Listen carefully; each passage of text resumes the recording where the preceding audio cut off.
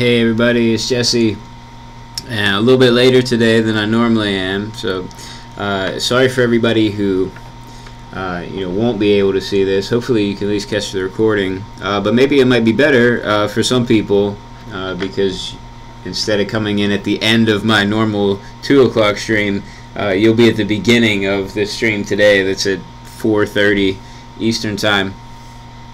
It's really hot in my office, so I do have a fan running. Let me know if that's making a lot of noise, if it's annoying. I'll turn it off. It's not like unbearably hot, so I can stand to turn it off.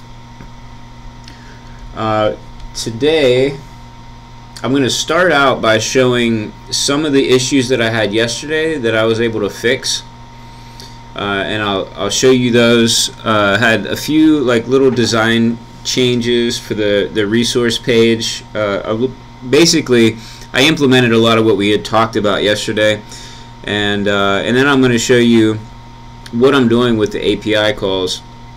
So I'm basically going to be trying to pull in as much of the content as I possibly can from the WordPress API, so that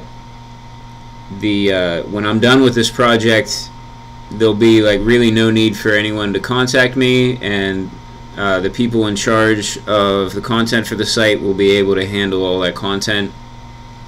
So assuming that nothing like really crazy happens with the site, I should be able to just let it go off on its own, which that'll be good. I really like working on this. I learned a lot of stuff, but I am ready to move on. It's nice to start over with a clean slate and be able to try to do even better than last time. Alright, so I'm just going to check. Okay, great. We got our view count is up to a decent amount. I always hate to get like right into it before people have had a chance to join in, and I know that this was really late notice. I think I posted on Twitter about it like 5 minutes, maybe 4 minutes before I was going to stream. So there'll probably be some people joining in late because they didn't see it. But I'm going to check the live chat, say hi. Hey everyone. A lot of people saying hi. Okay, so Anthony says there's just a little bit of background noise, not that bad. Okay, so cool. Yeah, let me know if it does end up being bad. So like actually the way the fan is sitting, it's kind of blowing directly on the microphone, so I am going to move it a bit, and then that should cut down on the noise. Man, I know wind can make really bad noise on a microphone, so I don't want the same thing to happen here. Anthony says, I started a front-end course 2 weeks ago and I finished algorithm today. Yeah, alright, way to go. Glad to hear that you're getting through some of this stuff. Keep me up to date if you can in the live chat. I'd love to hear more about your progress. And yeah, Sarah said mics catch everything. Yeah, it does. So just I might turn it off after a little while anyway. It actually has done a decent job of getting things cooled down a bit. So the reason I didn't stream at my normal time was because I had a meeting. The meeting, I might have been able to get in like a really short stream in and still make it to the meeting, but I didn't want to try to do a really short stream and have it not be kind of like as good as normal. I probably wouldn't have had time to do any questions or anything, so I thought it'd better just to postpone it. I planned on working late today anyway, so this should work out. I kind of thought I'd be able to get out of the meeting, so that's why I didn't post earlier about the time change, but then like right before, maybe like within an hour before the normal stream time, I learned that I had to go to the meeting, so that was why it was kind of late notice. Okay, well let me show you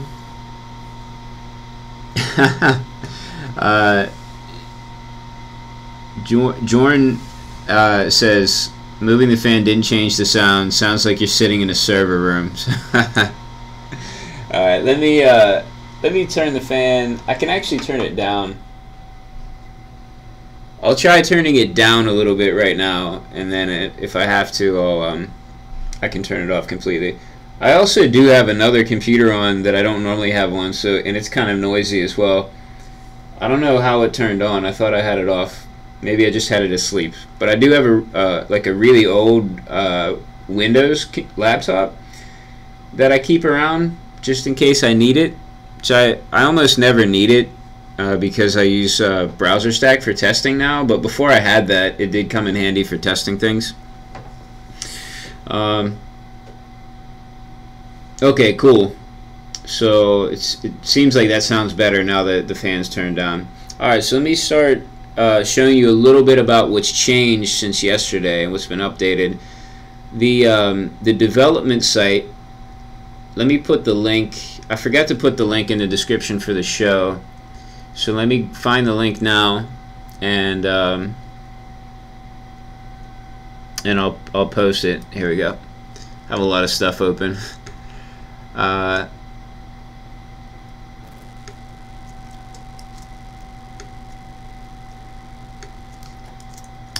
So here's the link to, we now have a development server. So normally, before, I was just doing everything locally, which is okay, but you weren't able to actually interact with the site, you know, the latest version of the site before it really went live, unless you cloned the Git repo and ran it, you know, locally on your machine. So I had already had another droplet already set up and ready from when we were testing the load balancing, and I never shut that droplet down. So I had always planned on using it as a development server at some point. So that is up and running now, so you can check out the IP address.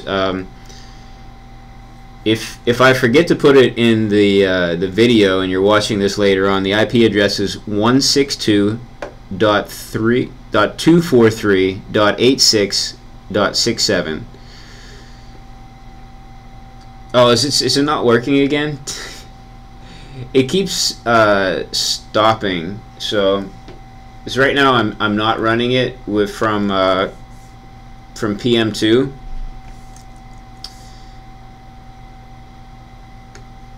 And so it's possible that I just need to set that up, which probably not going to do it right now.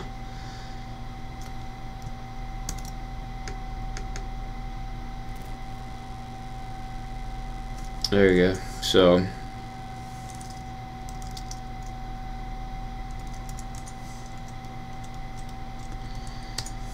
I'm going to start it up again. Alright, it should be working now, so I'm going to try to refresh my page on my other screen. Okay, it is working now. I just didn't take the time to set it up in a more reliable way because at first I was only using it just to test a few things out. But since then I had requests from other people that work here to see the site, so now I probably ought to set it up in a better way.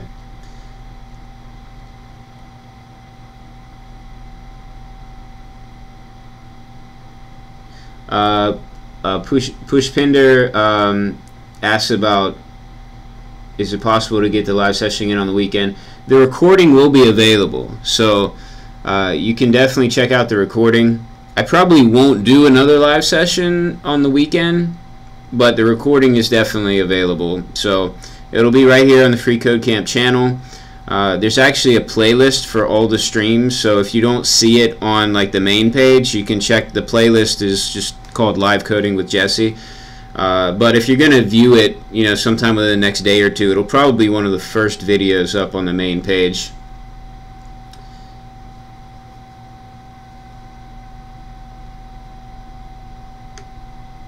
Okay.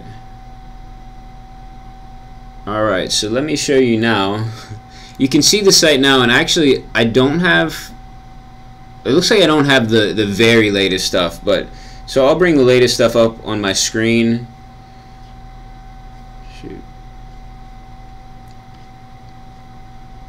Oh, okay, I see. I was wondering where my browser window went. So it went here. I think I have the site up somewhere else. So let's pull it over.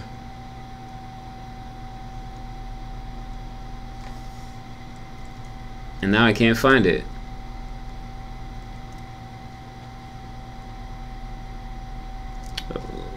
Oh well. Not a problem. Just go to localhost.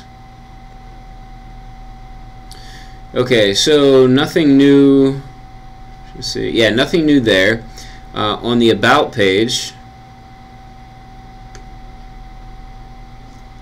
it figures my dev server needs restarted again. I never bothered to figure out why my dev server always needs restarted, and only on this computer. I can run the same stuff on my other computers and it works. So anyway, so on this page it doesn't look like much has changed, but all of this data is now being pulled in from the WordPress API. So all the text, with the exception of, I think this title is still hard-coded, and the image, you can see I need to work on the formatting a bit. I think WordPress is automatically wrapping this in a p tag, and so it's messing up the formatting. So I'll have to account for that. It'll probably be easier just to account for that in the code than to try to change how WordPress does things, because sometimes I do want them to actually wrap things in p tags, but sometimes I don't. The only visible change here, other than that kind of mistake, is I'm actually pulling in the test pages now, the data. Before I had just made some lists just to see how it would look. Now I'm actually pulling this in, so when we click it, the link works and it goes to our page. It's still just test data, but hopefully we'll get some real data in there and be able to kind of get a better idea of how it looks. And on our resources page, this is where we've had the biggest change. So I switched up from the black, which you can see on the dev site right now. So I had the black before, and now I've switched it to the red background with it has like this semi-transparent background image kind of going across here, and then now everything's white. The check marks end up being like that gold color that's on the site, so I'm not sure if I like it being gold. I might end up switching it back to white, but for now I think the gold is okay. So before, some of this stuff was gray, but it just doesn't look very good against the red. So I got some feedback yesterday from you all, and I got some feedback from some of the people involved in the project here where I work, and general consensus was going with the red would probably be better. So I went with the red, and then I increased the padding a bit just to kind of, it looked really weird with this background image when it was shorter. So that's why I increased the padding a bit. But basically everything still functions the same way, so everything works. I didn't get a chance to check this out on multiple browsers, so we did have an issue open up on GitHub based on what we saw in the stream yesterday, and that was that on some browsers, especially Windows browsers running on Windows, this doesn't look right. So I'll still have to check that out on some browsers, but I didn't want to do it if I was going to change a lot of the colors anyway. I wanted to wait until I changed it before I tried to troubleshoot that. So that's something I'll be doing soon, or that's something that's open for anybody to try out if you'd like to and submit a pull request. I did have a pull request that I pulled in from Bill. So let me show you. I'll show you and I'll explain to you. So since I've only pulled it in on the dev branch, I don't think he shows up yet in the official like contributors page, but basically Bill's contributions were pretty nice in that he I didn't have a unique ID, a unique key for each of these, which you need in React, or it gives you an error message. It still loads it, but within the console you get an error message in DevTools. And then he added, this is actually a horizontal rule now. Before we had a black bottom border. Now this is an HR, and with some shadows and gradients and things going on. Actually, I think this is, how do you do this? I think this was a background gradient. So I only changed what Bill sent in just a bit. So I just lightened it a bit. I checked out the material design documentation on how to do lists, and their lines between the lists are very light. So I decided to go with that since we're kind of trying to follow material design principles here. And also he put in a little bit of code to make sure that the last in the list, the last element in the list, doesn't have an HR at the bottom.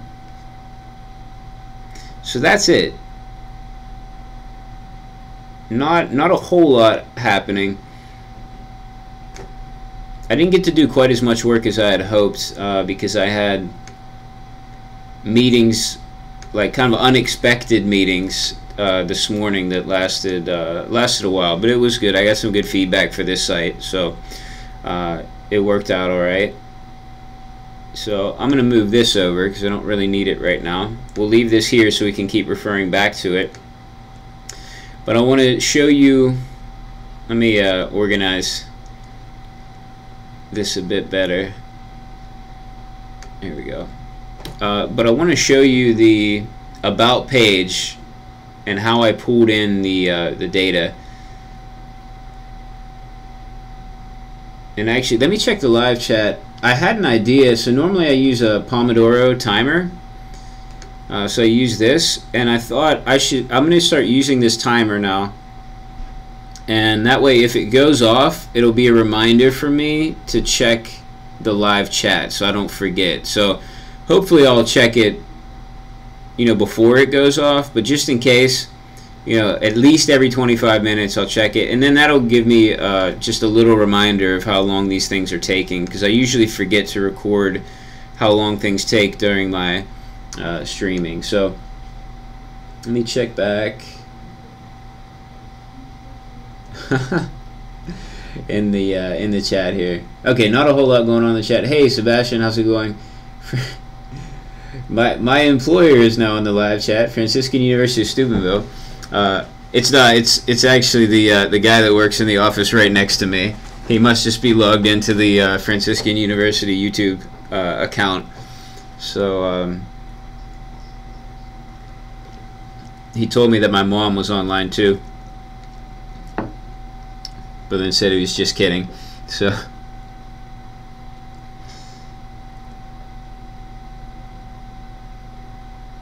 Okay, so John says light thin border lines are easiest by using 1 pixel inset and a very light gray.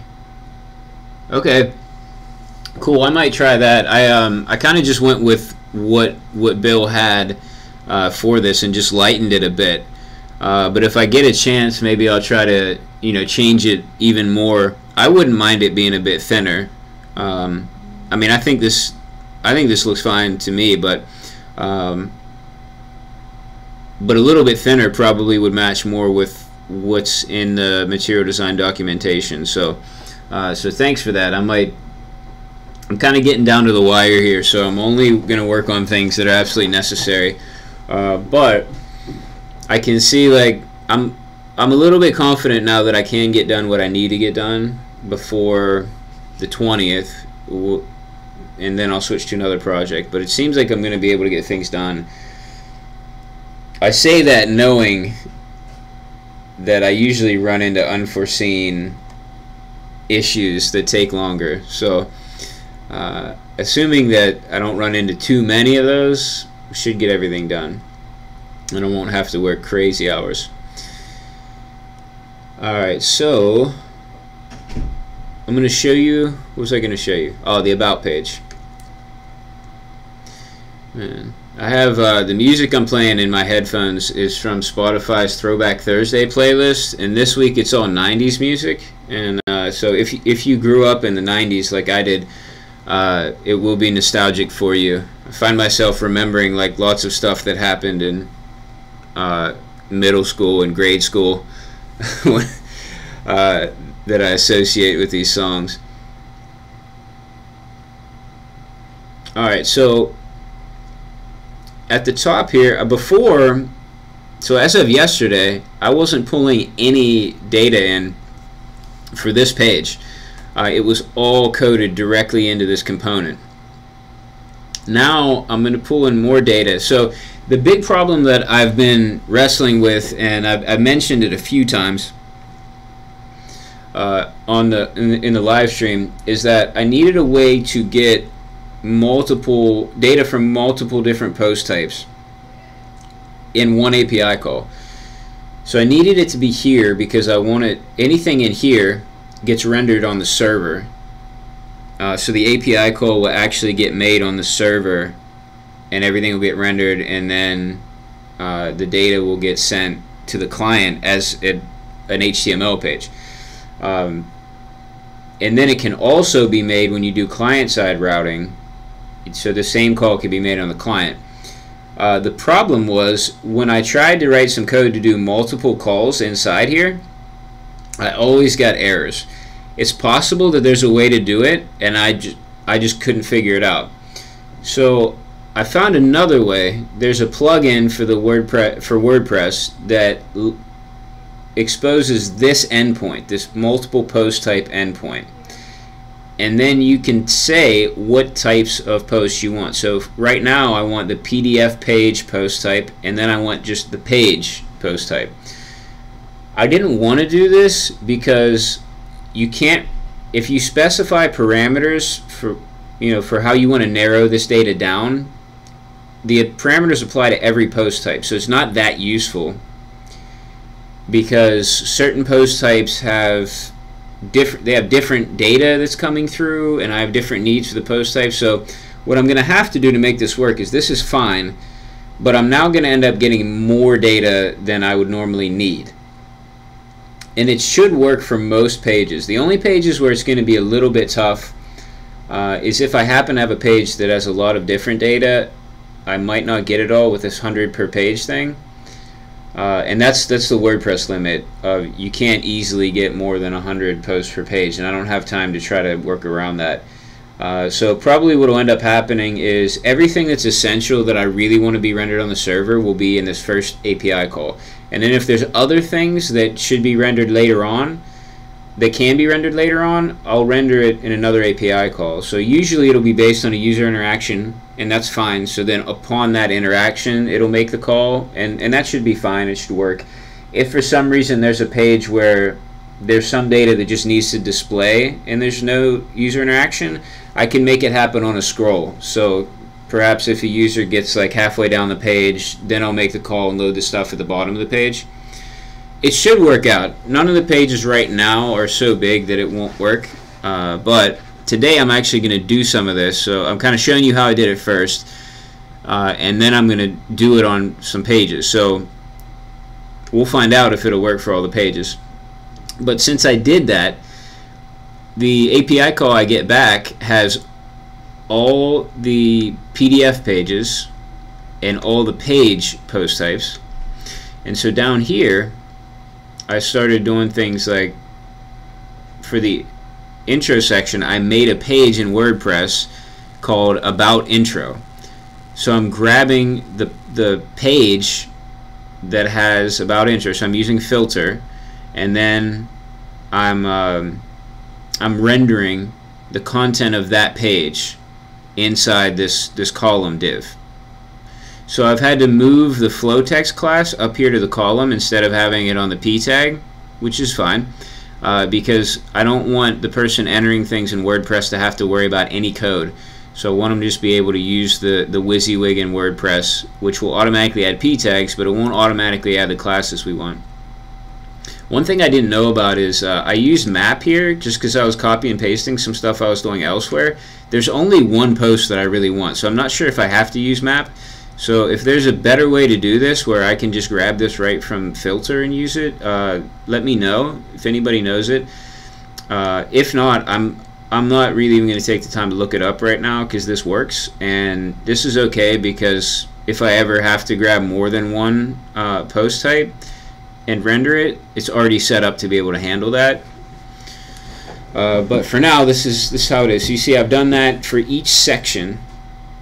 So let me show you. Let's go back to the About page just to see. So each section is now its own page in WordPress, and I can show you what it looks like in WordPress as well. So in WordPress, if we go to Pages, see I have About Intro, that's the top part. The About Quote banner is down here. Section 2, Section 3. So that's what I'm going to do. The only things that aren't on there right now, these I didn't put in, they're not editable, and these, for now, I don't think I'm going to put them in because the odds of these changing are really small. So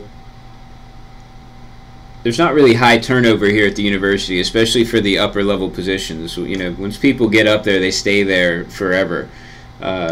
Until they're ready to retire. Also, I'm not sure that these will change soon enough, so if I have time later on, maybe I'll do this, but for now I think it's okay to keep these hard-coded, because for these I would probably have to make custom post types, so it's a little bit more work than just an extra page. So I would want to make a custom post type for this, you know, kind of bio card, and then iterate over that and render it. And then the same thing here, it would be a custom post type for these collaborator cards. So I don't want to do all that for those sections right now since they're not likely to change. But I want to check out, we'll start with the home page, and we'll just check out my server stop again. This is driving me crazy. If I had only just took like 15 minutes a month ago to fix this when it first happened, I wouldn't have to worry about this. And I still never take the time. Alright, so on the home page, I'm going to leave all this up here hard-coded. This is not likely to change. And I really don't want it to change because all of the spacing and everything on all the screen sizes is pretty exact. If someone went in here and changed this and made it a lot bigger or something, it would mess everything up. So don't want that to change. The video for now, I'm going to leave it like this. At some point it might not be a bad idea to have a page with a custom field that was just the embed code for this video to be able to change it. But for now I think it's okay like that. I want to make these their own custom post type. So we'll definitely be pulling in, we're going to make the post type for this and then pull in the data. The image for this is going to change, but I don't think I'm going to take the time to put it in here. If I'm going to make this editable from WordPress, then we'll see, maybe the person in charge of the content will do that. The person in charge of the content, her name is Amy. I always just keep saying the person in charge of the content, but it's much shorter to just say Amy. So Amy is going to probably put the new image in. I can show you the image though. It's going to be this image. So, which will work well because then the title will go down here and this section will be darkened a bit, so it's a perfect image to put the title there. It won't really block anything. This section, which I've already made a page for, this section will be editable. Oh, I'm glad Google Calendar let me know that today is garbage day, or tomorrow is garbage day, so I need to put the garbage out today. So glad for that reminder. And then these will be pulled in from the API as well. So we're going to have three different sections. So we're going to need 3 different post types. This will be from the page post type. This will be from, I guess we'll call this the formation cards. Yeah, I'm not sure what else to call them right now, but the formation card post type, and this will come from the news or the blog. Actually, we won't need to make a new post type because I'm going to pull these from just the normal posts that are built into WordPress, so that should be okay as is. And if I have time, I may change how these look, but I think they're okay right now. I just don't like that I've kind of made them all have a max height and there's all this space. But I'm not sure I'll have time to really do what I need to make them look how I want them to look. Alright, so let's go in and work on this. I'll connect this up first and these because I already have the post types made, and then I'll decide whether or not I actually want to make a new post type during the stream or not. Let me know in the live chat if you'd like to see me create a post type, but I've already done it a few times, so you may not even want to see it again. It doesn't take very long, but may not be very interesting. Alright, whoops. No, it moves. I don't know, is there some setting that I can edit so that my Mac doesn't automatically change the order of my desktops? Like for some reason it always does that, and I don't like it. I have them in the order that I want them in. Alright, so we need to find our home page is the index page, and make it slightly bigger. Let's check this out. So I'm going to grab the about page and move it over. Wow, I have so much going on here. Let me get rid of some of these things. Material select says changes. No, I don't think I changed it. No, I'm fine. I didn't change it. Okay, so oh, you know what? It just occurred to me, I had one other error that kept happening at the end, and I didn't show you how I fixed that error. So the error was that every time I tried to go to one of those single pages, the PDF pages that we were linking to from the About page, I would get an error about the side nav init function, and I figured out what the problem was. The problem was that in the layouts, so in the layout component, I didn't have these 2 dots here, so it was just going to static JS app.js, which was fine normally. It was working normally, but for some reason when it was coming from one of those pages that we were using the parameterized routing for,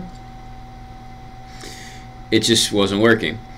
So the reason I didn't catch it before was because the one page that I was looking off of that did work wasn't using the layout. It was using the old style of how we did this. So anyway, that's all I had to fix, and it fixed everything. So it took a while to figure it out, but it was an easy fix once I did. Alright, so now I'm going to take the About page and move it over here so that we can copy and paste some stuff if we need to. And I do want to copy and paste this. It's not really fun to type out. So we want to hit that endpoint, that multiple post type endpoint that we get from the plugin. And we're going to need, we don't need PDF page, we need post. I think post is the post type. we'll see in a second. We'll either get the data or we won't. And then we want page. We haven't made that other post type yet, so I'm not even going to try to get it because we'll get an error. And I can check this right away to see if it worked by going into DevTools for the site. And we can go into the React DevTools screen and we'll see our props up here. Oops, we're getting an empty object, so I did something wrong. So maybe I need to say posts. We'll try it again.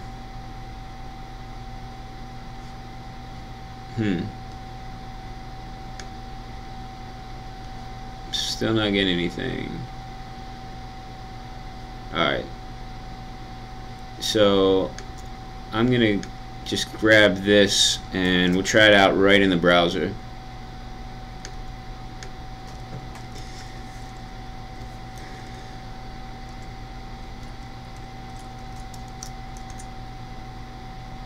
We're not getting anything.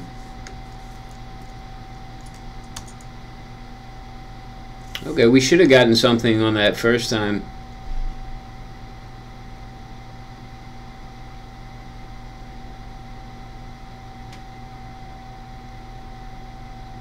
Oops, I grabbed the wrong site. It auto filled this other site, which I also built in a similar way.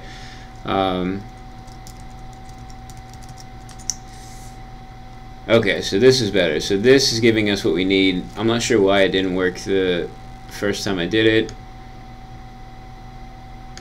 Let's try it again. And I'm going to manually refresh this. It's possible it was just a refresh problem. There we go. And now we have everything saved to props. And we can filter things by its type if we need to, or we can filter by anything we want. But for the news part, we're going to filter by post. And then we're going to filter secondarily by,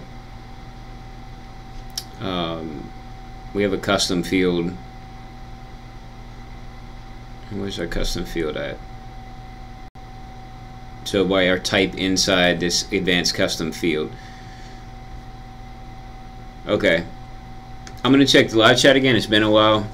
This timer actually is really helping me to remember how long it's been.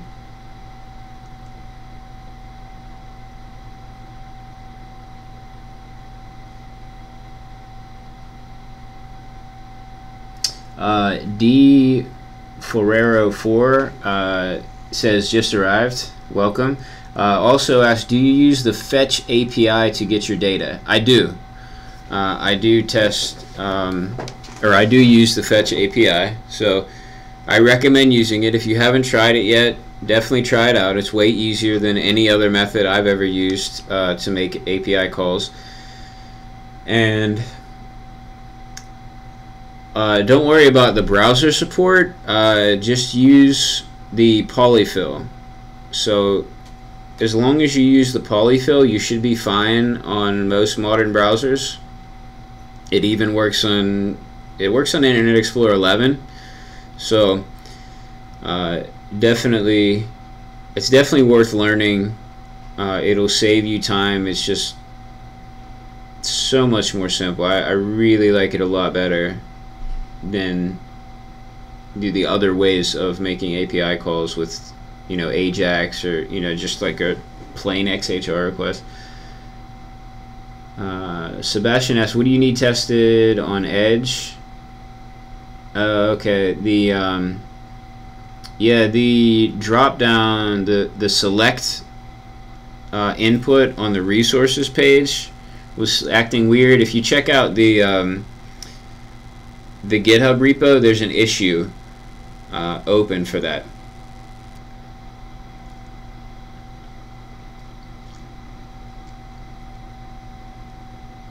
Okay, so Sarah tested it on Firefox and it looks fine on Firefox. That's awesome. But it looks like she said Opera and Chrome on Windows are not. It's like whiting out everything. So I have to test that out.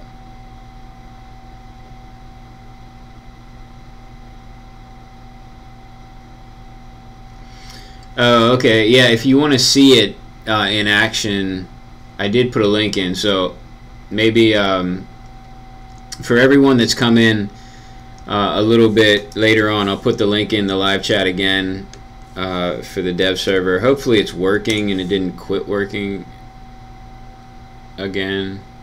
Okay, it's still working, so you should be able to go there.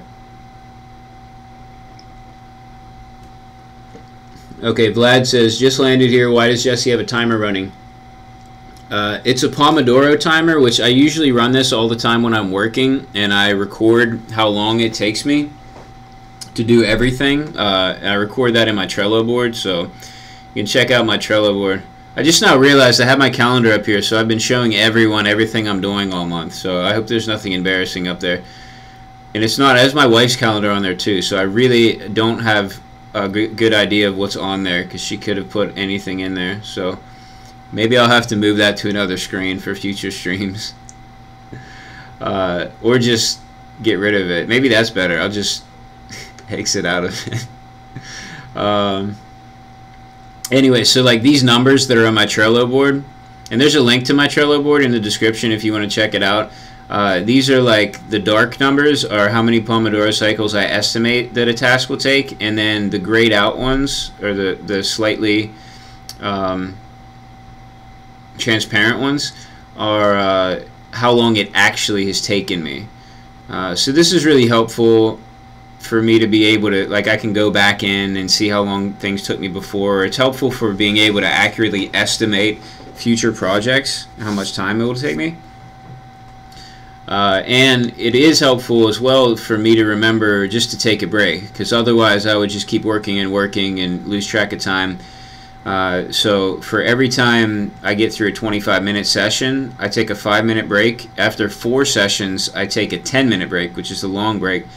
And during that time, I can check my email, check Twitter, get up and walk around. So oftentimes that'll be a nice break for me to just evaluate, like, is what I'm doing right now the most important thing I could be doing? Should I switch to something else? Like, just gives my brain a break. And I notice when I don't do that, I can like get stuck on one problem for hours and hours and not get anywhere.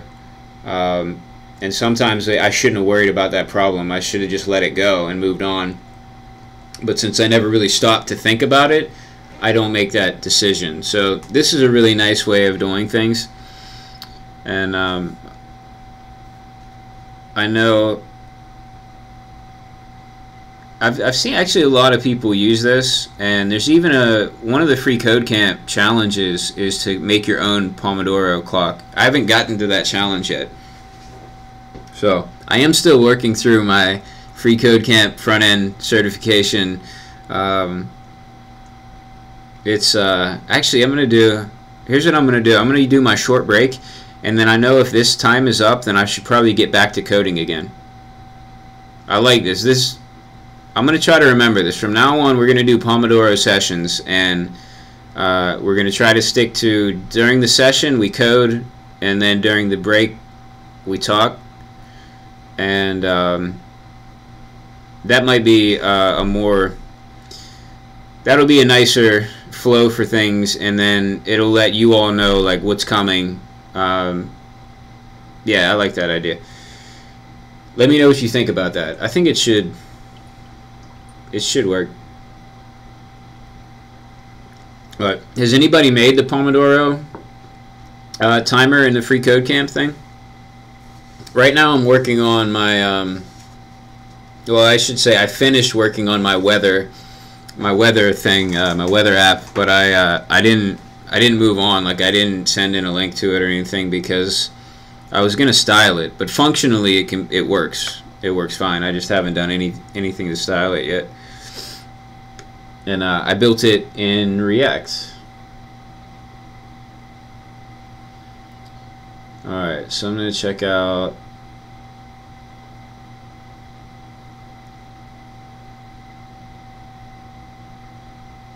Okay, so it looks like Sebastian also is verifying that Chrome and Edge are white for that. I'm talking about this. This drop down is all white, and you can't see anything on Chrome and Edge for Windows. So I'll have to work on that. Oh yes, Patrick, you're my hero today. All right, so a few minutes ago I had asked about these desktops being rearranged automatically, and I don't want that to happen. So Patrick just sent me instructions on how to do this. So I'll do it on this screen. So in case you've ever had a similar problem, we go to System Preferences and Mission Control, and uncheck oh wow, that's really obvious. Sorry I even asked that, everybody. I should have just checked. So we uncheck that, and then that will fix the problem. Awesome. I was like a Windows user for my entire life until I got this job. And I've been working here for almost 2 years. So I've only been a Mac user for about 2 years, less than 2 years.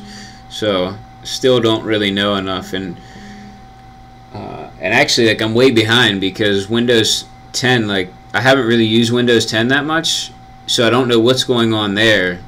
So I feel like I'm not really an expert in any operating system. Like, if you like put me in front of a Windows XP computer, then I would be fine. I could do anything you want me to do, but right now I am not an expert at any operating system.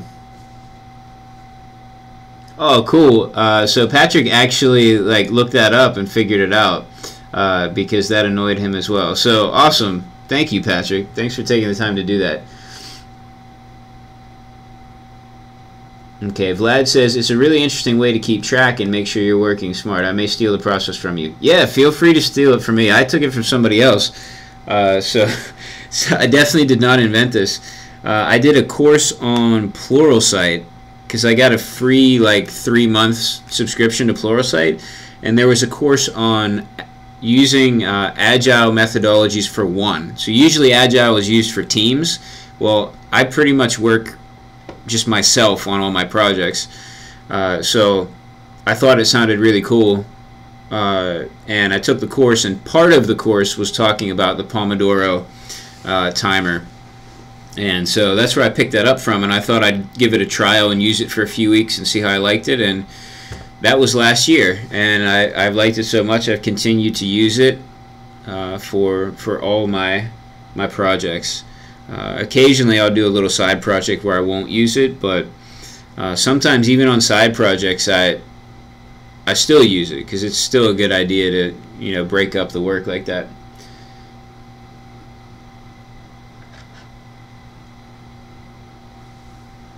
Okay, Sarah says she's on the jQuery part now for freeCodeCamp, so cool. Yeah, that would be cool if you all are doing the freeCodeCamp stuff too. It would be fun to know what part you all are on. So if you're in the live chat right now and you can type, go ahead and type if you feel like sharing of like about where you're at. And if you're watching this later on, you put it in the comments. That'd be really cool, just to get an idea of where we're all at. If you are doing the freeCodeCamp challenges. I had a question about the Trello add-ons. So my time here for my short break is up. So I'm just going to answer this last question and then get back to the code. The question was about the Trello add-ons that I'm using with the Pomodoro technique. So yeah, that's a great question. I believe that this is actually a Chrome extension. So let me see where my extensions are. Okay, so here are my extensions. I wonder if I can make this bigger. Yeah, okay. So where's it at? There we go. So the extension is called Scrum for Trello.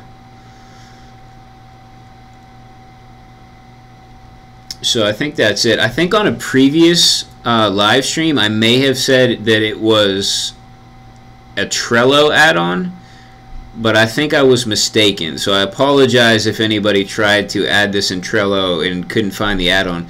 But then later on I realized that it was an extension. And I had meant to mention it in a stream after that, and then I'd forgotten until now. So that's really cool. While I'm in here in my extensions, I should show you, this is a really useful extension. This tells me like what websites are built on. So I'm constantly using this when I see a website that I like, or one that's really terrible, and I just want to see like what did they build this with. Yeah, this is my cool. Tamper Monkey is the one that you need to make the colors on GitHub change. So React DevTools is how I get the React stuff in Chrome Developer Tools. And something, what else? Oh, the JSON formatter. Definitely recommend that if you want to check out JSON data. That's why when I look at the data from the WordPress API, it looks nice and not all jumbled. And I think that's it for like developer stuff. Browser stack local. I've actually never used this. I downloaded this and I never used it at all, so I can't really say whether it's good or not. And then Retire.js is kind of cool. You can see if there's any vulnerable JavaScript libraries being used on any of your sites. It's not bad, but I found like 99% of the time it just shows like some version of jQuery as being vulnerable, which is okay, but it's not like that useful, because if everybody's using this same vulnerable version, like I don't know, like there's got to be some version of jQuery that's not vulnerable, but it seems like everybody that's using jQuery, it shows up as vulnerable. So anyway, hopefully that was a little bit helpful. Can't believe I never thought of showing that before, because I use those really often. So you can see this is that analyzer here. It's telling me that Trello was built with jQuery. They're using QuantCast for analytics, and Google Tag Manager, and Google Analytics. So this is crazy. I wouldn't have guessed. If I would have guessed, I would have thought Trello was built with some sort of like JavaScript framework, but it's actually just all jQuery. Crazy. I've been surprised to see how many sites are built with React now that I didn't realize were built with React. So which one was, I was on GoDaddy recently, and GoDaddy's site is now built with React. So that was a little surprising. Wow. Okay, so the song, you guys remember the song Mbop from the 90s by Hanson? That just came on. I'm definitely going to skip that though. It's nostalgic, but not not really a song I want to listen to.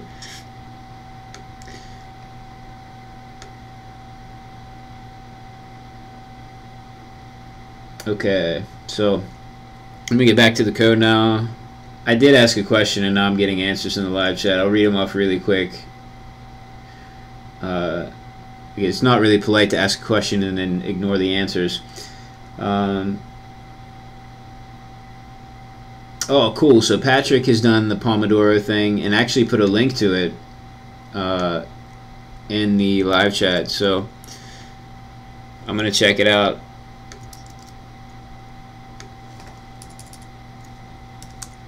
And while that's loading, Nachiket says, joined the camp only a day ago and have reached only till Bootstrap. Awesome. Well, you got a good start. Good start. Keep going, and keep us updated on how it goes. Inside the Matrix is on the Twitch API project. About halfway done with it. Also, gave your Pomodoro a heart, Patrick. Alright, cool, yeah. Oh, okay, so here's Patrick's Pomodoro. Nice.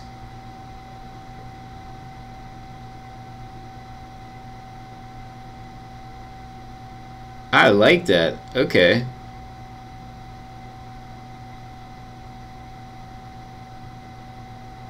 Oh, so it automatically takes you into the break. Interesting. That's cool. We can double click to reset. That's really cool. I'm gonna check out the code to this later on. That's awesome. Yeah, thanks for sharing that link.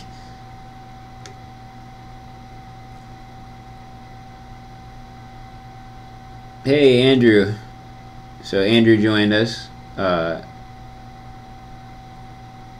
Welcome. Glad you could make it.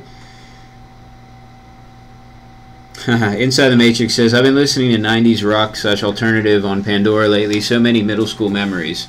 Yeah, we must be around the same age, because I was in grade school and middle school in the 90s as well. So it's always fun to listen to the old music and then just have all these memories come up.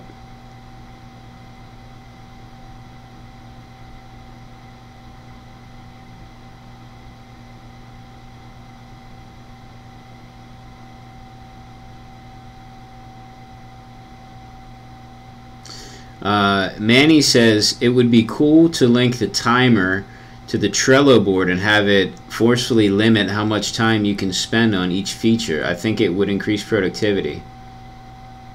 Manny also says 90s were the best.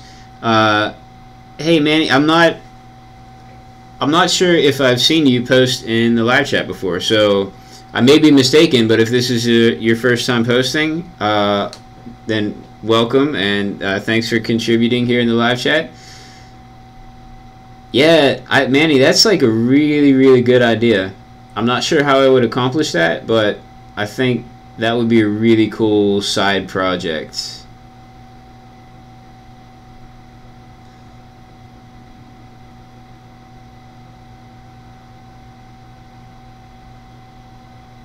Okay, John B says hi. Hi again. Hey, how's it going? Glad you could make it.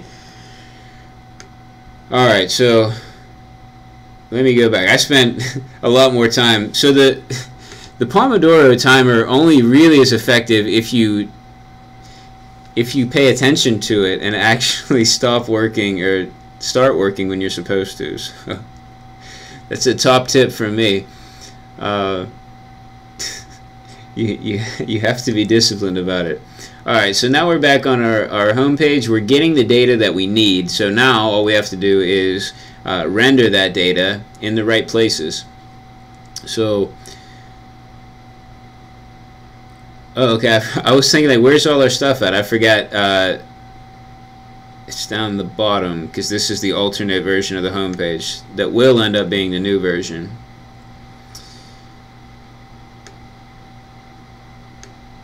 Alright, so this is where we're going to put the data from our quote.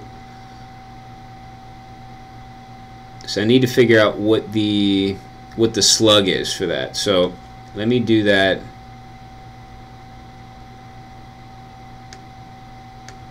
You can find out the slug. Pretty sure it has the word quote in it.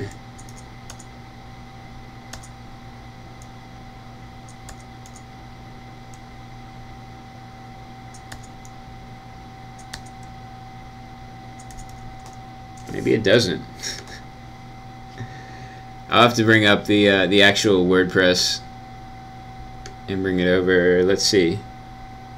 Oh, I didn't even call it quote. I called it home black banner instead of quote banner. So I guess that works. Yeah, that it works because we're not actually using a quote in there before. It used to be a quote, and now it's the mission statement. So this actually does describe what it is. So I'm assuming that that's the slug we need. Okay, so we're gonna grab, and we'll need to change this as well because we're not. This is the old information that was there. Okay. So, oh, I know. I was going to copy this to make it easier.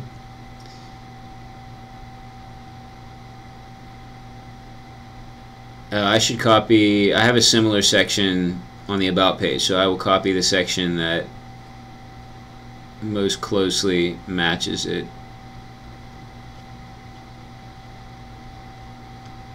I think it's up here. Here it is. So I'm gonna copy and paste it, but then I'll go through what it does. So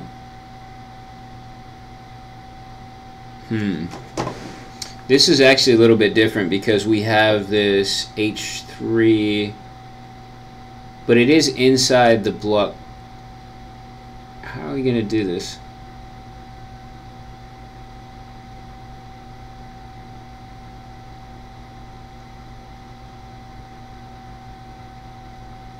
Okay, I think we can do this. So I'm going to change it up a little bit. So this is still going to be, we're still going to have this block quote like we do here, but I want to have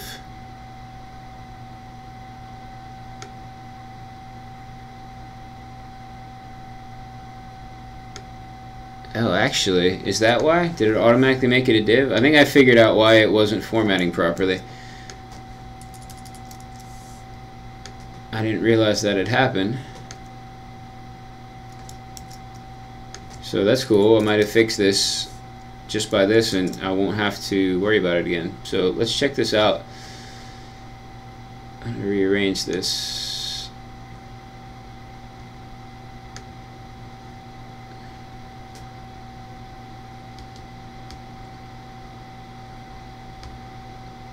Because this will be good. If this works now, then that'll save me a bit of time.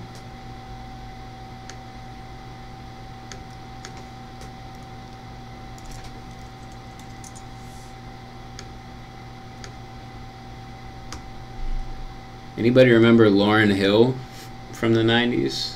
Just had Lauryn Hill come on Spotify.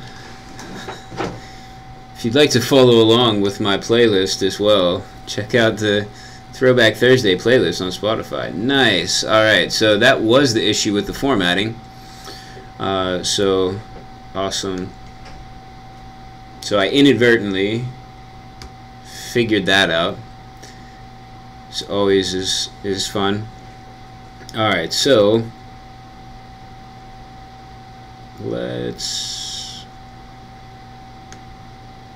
I still need to alter this just a bit. Well, I mean, I need to make this home banner, and inside of the block quote we're gonna have an H3, and the H3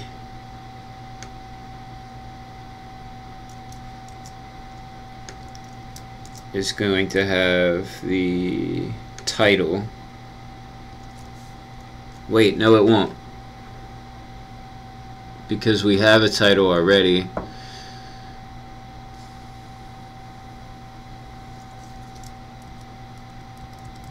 We already have a title. The title is the home black banner. Okay, so we can't do it like that. But since WordPress already has a way to make things like an H tag without having to deal with the code, then I'm okay with leaving it like that. So I think we can safely just bring in everything, including that H tag, and it should be pretty obvious to whoever is updating it that it should work. So I'm going to copy this, paste it in here, and make sure, see, that's an H3, so it's already, you know, it's easy in WordPress to make that an H3. And let's check out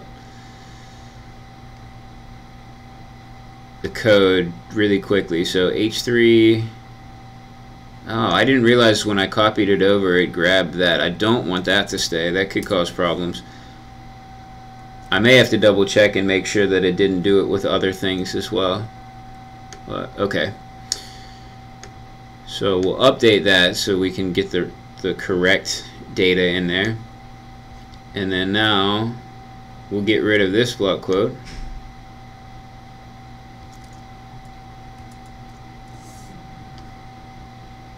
And oops, we need to make sure we close that. I'm not worried about the formatting, because we'll have, once we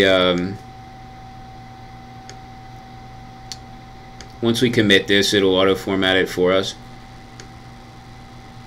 But it looks like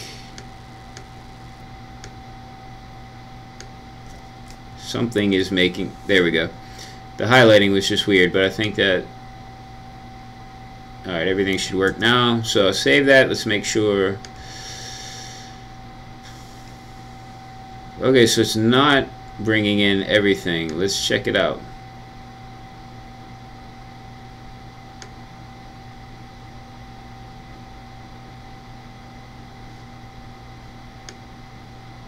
What happened? Did we not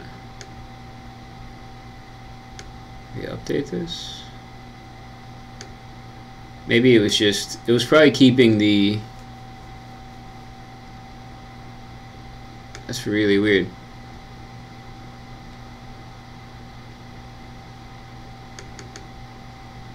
That was the old data, right? Maybe it's just caching the old data.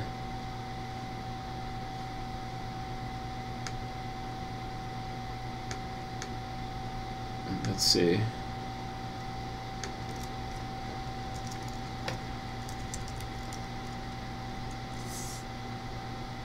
Yeah, for some reason that data is still cached. Maybe let me refresh. Maybe I need to log into WordPress again.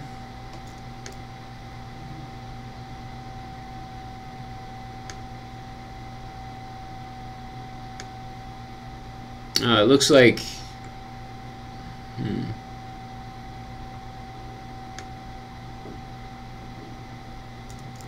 no, everything looks fine. That's odd. I'm not going to worry about it. I mean, the data will update eventually. Usually it updates pretty quickly, but anyway, we'll check back in a few minutes. The next thing is we can pull in some stuff from here, and we may need to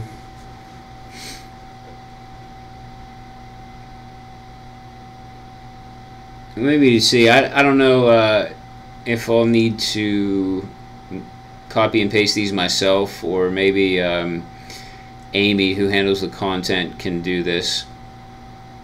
I think there'll probably be some additional things, and so we'll see. I'm not going to worry about it now, but I do want to do the code to be able to pull these in so that they're not hard-coded.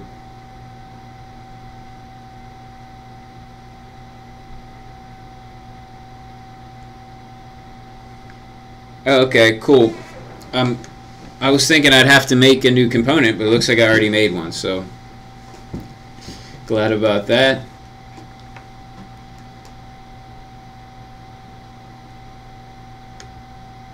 I just checked the live chat. Inside the Matrix says the Fugees. Yes, the Fugees. That's what I meant. So I had I was listening to a Lauryn Hill song, but it probably was a Fugees song. It's just Lauryn Hill does most of the singing. So let's see.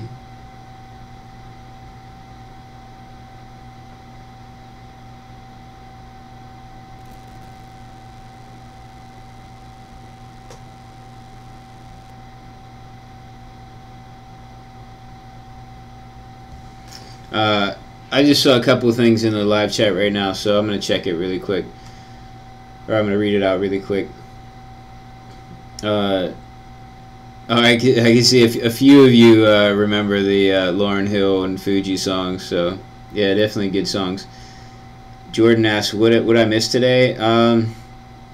We haven't really got that much done today. We just kind of went over some of the fixes that I did for some things that were going wrong yesterday, and we're just kind of gradually going through and taking a lot of this content that has kind of been hard-coded in, and we're instead pulling it from the WordPress API, because I would like as much of the site as possible to be editable in WordPress.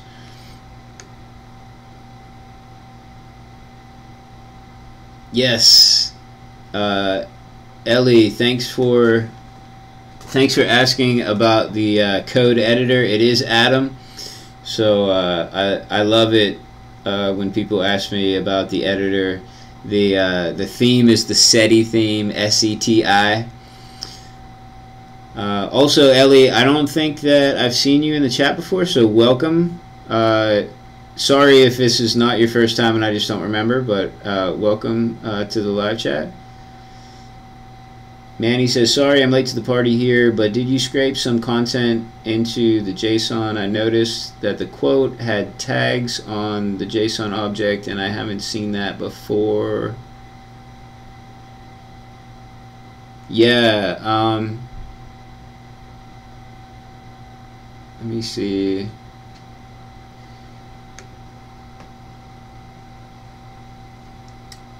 Let me make sure I know exactly what you're referring to. Let's see. And I'm pretty sure you're referring about the JSON that we saw here. And let's find it. So are you talking about like the HTML tags that are showing up here? If that is true, then yeah, we're getting this content out of WordPress, the WordPress API, and for the content fields, you actually do get all the HTML that's included in those fields as well, and it comes through with the JSON. That's why we had to set it with dangerously set inner HTML, because up here, so that the tags actually rendered as HTML tags instead of just being printed out on the screen, because we wouldn't want to see those tags displayed on the screen. We want them to be actually evaluated, by the browser.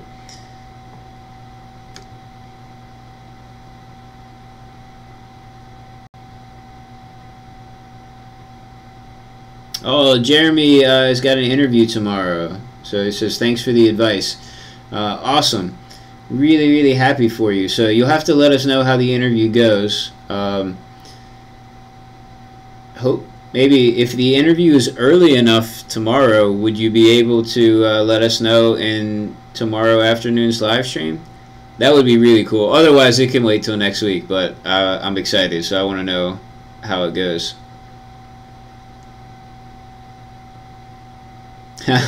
John B says, one of these days you should just switch to a different editor just to mess with us. Actually, I love, so John B, I have an uncle who everybody calls him John B. Even like his kids call him John B or Johnny B sometimes. So I think every time I see that name and say it there, I always think of him.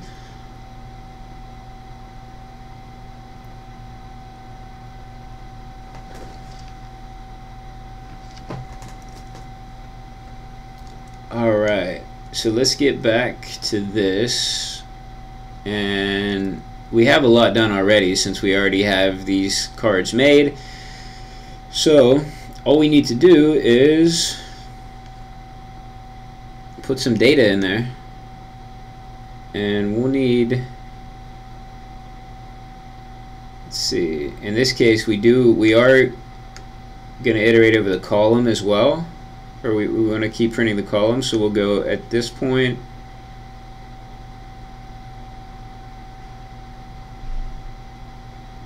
And let's see. For a second, I had thought about doing a similar thing to what we had done on the resources page, where we have all these different tabs, and we're doing some pretty fancy stuff that I think it was Fabian had submitted a pull request and did some cool stuff with the tabs and how that gets rendered out. But since it's such a small amount of data, I think we're fine just to actually render out the things for the tabs just right off the bat for both tabs. So I think that should work. And I don't think it warrants trying to pull in the code from the resources page and replicate what's going on there. So for this one, we're just going to do it really simply this props data, and we want to filter. So everything needs to be filtered since we're pulling in this big chunk of data that has multiple post types. So the first filter we need to put on it is going to filter for the post type. So we're going to do post type, and we want the type that equals post. And whoops, equals post. And then after that, we're going to do filter it further, and we want the post that's going to have the post ACF type of, what is this one, announcement. And let me check to make sure that that's the value we want. Yep, announcement. Okay, great. And the other one is, I think, news, right? So our types are going to be announcement and news. Great. Okay, so announcement, and then after we've done that, then we can map and go through everything. So we're going to post, and we're going to grab all of this, and on here we're going to add a key, and the key is going to be our post ID. Whoops, need to put that in brackets.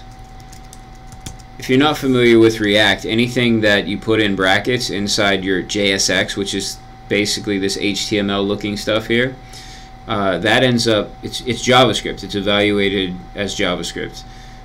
So that's why we're pulling in data and putting it in brackets like this. Okay, so our title is going to be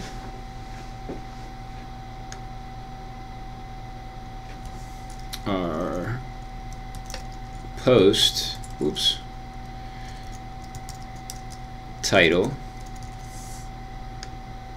and our content, wow, okay, our content's going to be post content rendered, and actually I need to put rendered up here too. And the reason these all have to be worded like this is just how it comes out from the WordPress API. And then for the URL, it's going to be, I think it's just post. I'm going to double check that though. Alright, so let's see where we're at. Oh, we called it link. No, we didn't. That's not it. That would be the link for WordPress. We don't want that link. What do we want? I hope we made a field for this because we need it. Otherwise, we're going to have to make one now.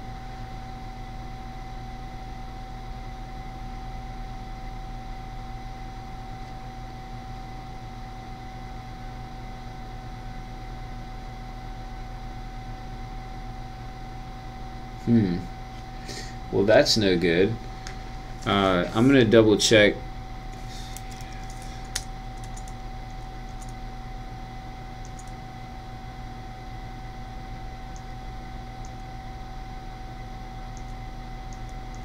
Alright, let's check out what it looks like in WordPress. So we have news, we have SEO description, slug, and we didn't put in anything for URL. So let's make that post right now. We'll make that that field. No, wait a second. I remember why we didn't do it now. Okay, because we want these to link to the actual blog post page. Originally, some of them were going to link to external resources, but I don't think we want to do that now. We want this to work just like a regular blog, so it's going to link to a blog page. All right, so forget everything that I was just saying. I've lost my mind for a second. Okay, so we're good. So the URL then becomes,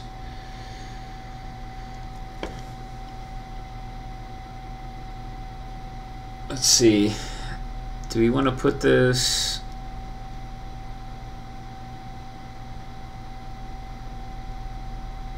We don't really need the URL. We need the slug. Let me check out the I want to check out this component though, just to see what we're doing with that inside the component.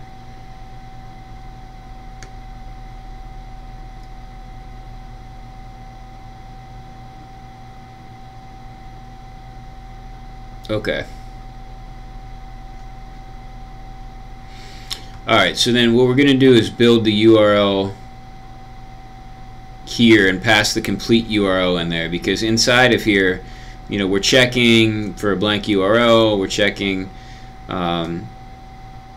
if so, we're actually not going to link this props URL.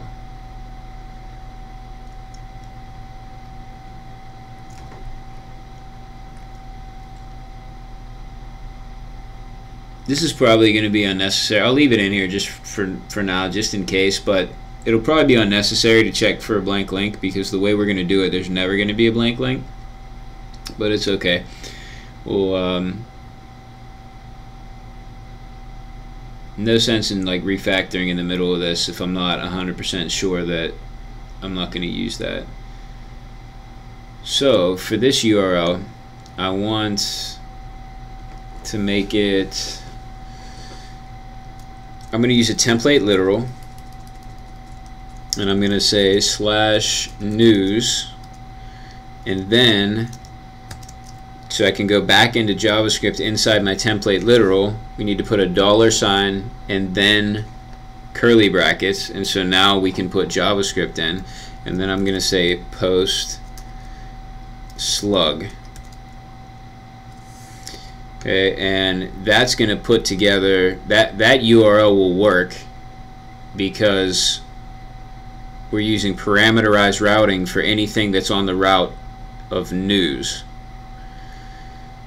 So it'll just pass this slug along to our template for news, which is our single news page template, and then it'll use that here.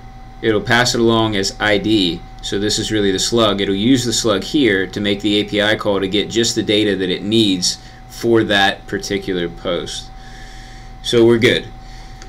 Alright, so we should be able to save that, and I can delete the rest of these. Man, I got Hootie and the Blowfish just playing right now. I totally forgot about them. I used to really like Hootie and the Blowfish when I was in grade school. We can also copy this now, and with only one change, use it down here. And all we have to change is this filter, and then we can get rid of this. And let's save it and refresh. Restart my server. It's getting worse. It used to be that I could code for a while without having to restart my dev server, and now it's like very frequently. Oh man, my timer ran out. I didn't even notice it. Alright, well I guess I'll start it up again with the break. Let's go down here. Whoa! Oh shoot, I had thought about that and then I forgot. So I'm actually kind of glad this has happened. So this is what happens if you don't dangerously set enter HTML when you're grabbing stuff from WordPress content. The tags actually show up. So you can see them there, and you can see here the tags are showing up.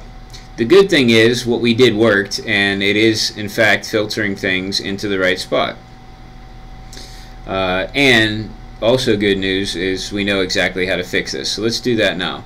So we need to go into our text card. Before, since we were manually typing in a string of what we wanted these to be, I had never bothered with setting the inner HTML, and probably lazily, because I always knew this was eventually going to be populated with other data, so I should have just done it before. But now we can just grab, I'll just grab this so I don't even have to type it out again.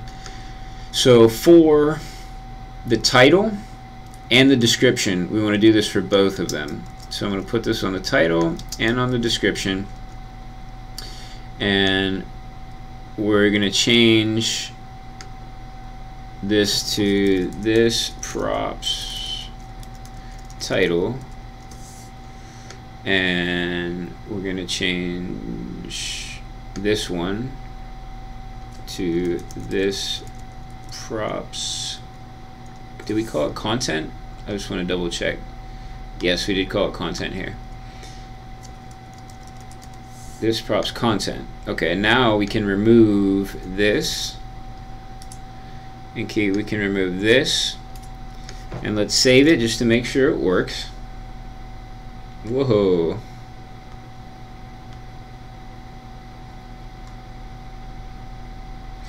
Alright, this is, I'd forgotten it. Okay, so here's what's happening here. In this post,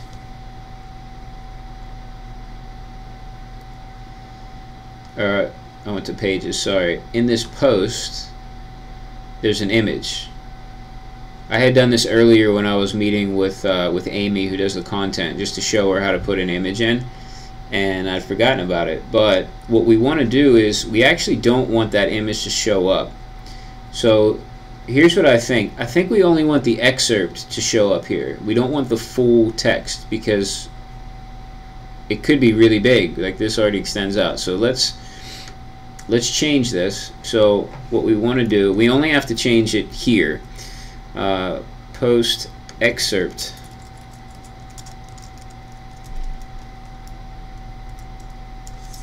And now let's check out.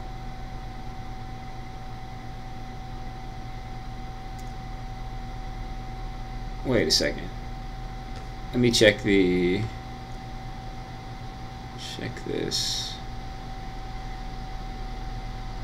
I didn't think the excerpt kept images. Oh, actually no, I don't think I want to keep the excerpt, because it adds in this more link. I don't want that. And I know I can change this in the functions.php file, but I don't want to go through all that. So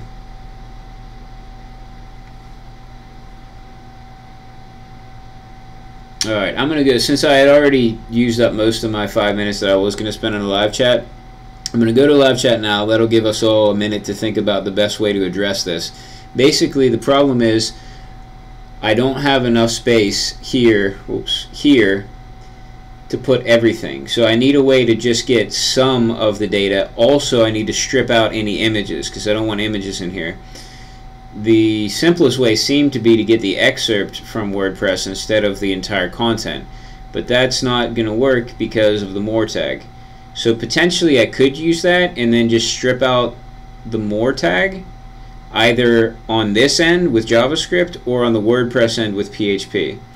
So I'm going to go back to the live chat and talk for a little bit with you all, when we can all think about what the best way to do that is.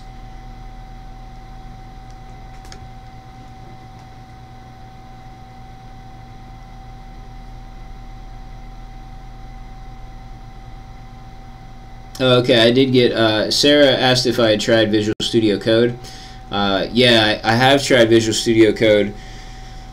I was using it I actually used it on some of my earliest live streams. So the ones I did on my own channel before I got invited to stream for freeCodeCamp, I was using Visual Studio Code on some of those. So if you actually want to see me using Visual Studio Code, go check out some of my first live streams. I will warn you though, the first couple streams are a little bit rough because the quality. I didn't really have the hang of using OBS yet to do my streaming, so the quality's not great. And there were some streams where I had no one watching, so it was just me talking, no interaction with anyone. But you will get to see me use Visual Studio Code. So I think the project I'll be working on after I switch from this one, which will be like at the end of next week, I think I'm going to switch back to the project I was working on, so I'll probably be switching back to Visual Studio Code. The reason I use Visual Studio Code for that project is because a lot of it is written in C#, and when I tried to load C# in Atom, it didn't automatically highlight things for me, but when I loaded it in Visual Studio Code, it did highlight things really nicely. So instead of getting the right plugin for Atom, I just used Visual Studio Code because that was faster. And I had been looking for an excuse to try it out anyway, and so it was good. I like it. I'm not ready to switch from Atom, but I do like it.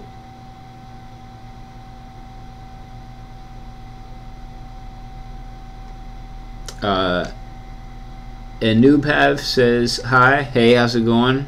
Ali says hi. Sabir says hi. Hey everyone, thanks for joining in. Wow, is it already? It's already 6 o'clock. Wow. I'm gonna look. I just checked my phone because I'm like, man, it's 6 o'clock. I wonder if my wife tried to call me.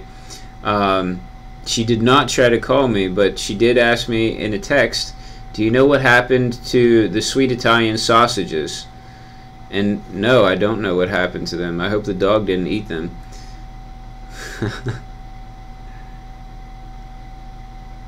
We recently got a dog against my will. We got a dog, and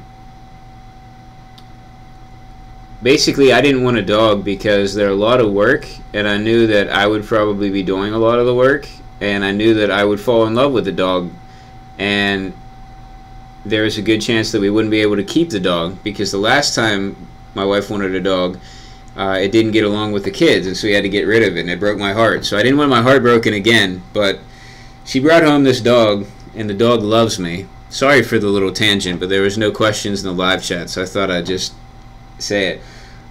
So the dog loves me and wants to be around me all the time. And the dog hated my wife, which was kind of funny because she's the one that really wanted a dog. So the dog, I mean, literally, if the dog was eating and my wife walked into the room, the dog would leave the room, wait for my wife to leave, and then come back in and resume eating. So I did feel bad for my wife because she really wanted that dog. So the dog and my wife now get along, but now my wife thinks that she's allergic to the dog.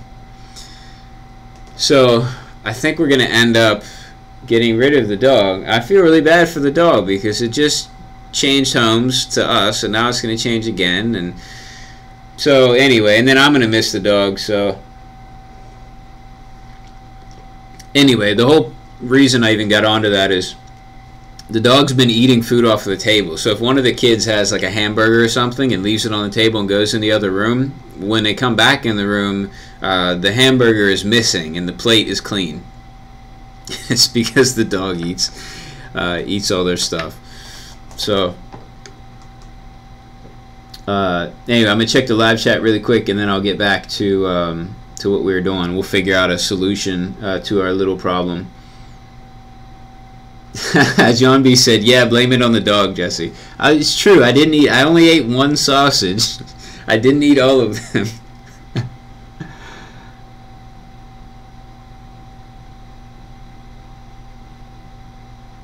Wow, Sebastian says it's after midnight. Where are you from, Sebastian? You've probably told me before, and I just don't remember.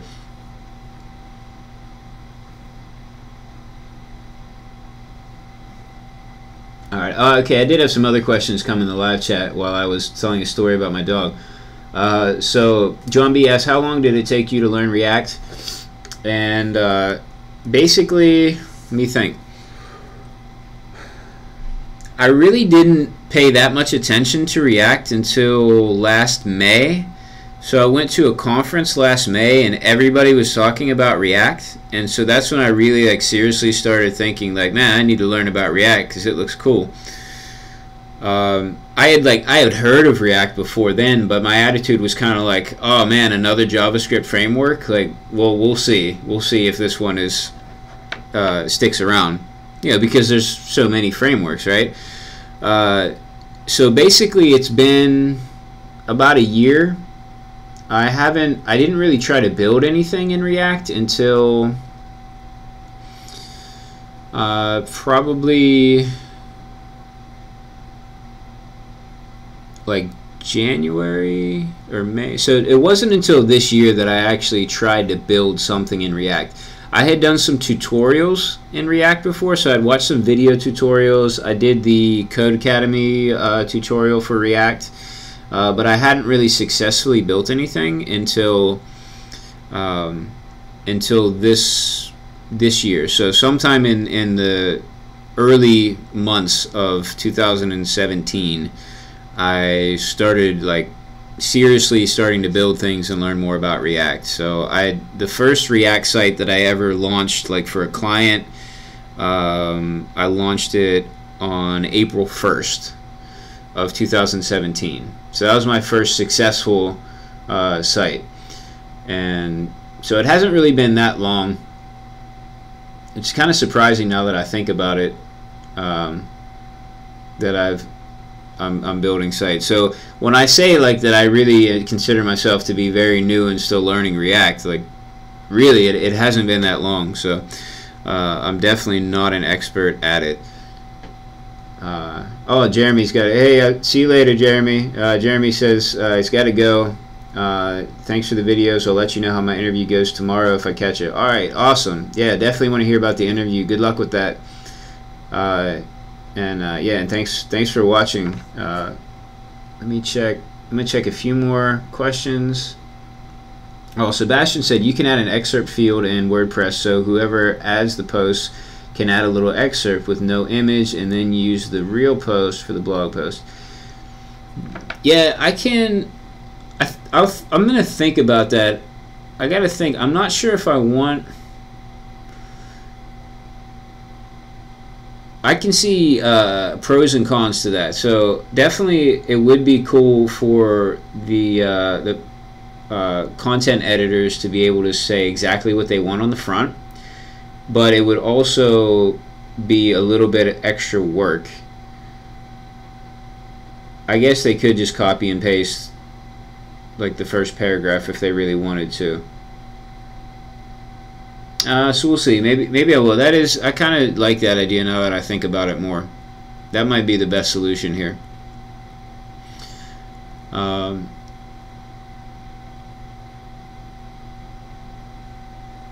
Sir Guala says it's 5 where I'm located. Cool. Does that mean like 5 a.m. or 5 p.m.?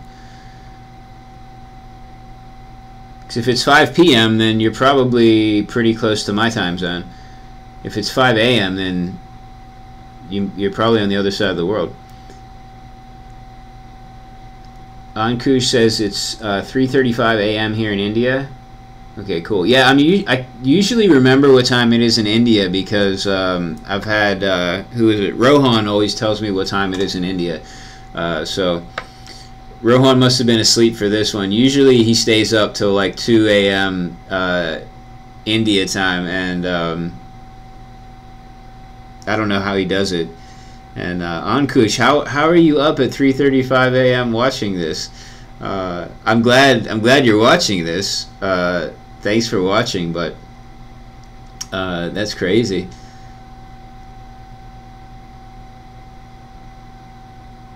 All right, Sebastian has a cat sitting on his lap right at the moment. It's really hot in the house, and the hairy cat is not helping. Yeah, isn't it? You know, like pets and kids always want to like be right next to you when it's hot, and like my oldest son Raphael, like when I go to put him to sleep at night, like he'll cuddle up next to me and we'll read a book or something, and he'll say like, "Oh, I'm so hot," and I'm like, "Dude, just like you're like on top of me, you know, you can't just scoot over a little bit." It's not that I don't want to cuddle with him, but it's like doesn't help if the body heat is being shared. Okay, Sebastian, you're in Spain. All right, awesome.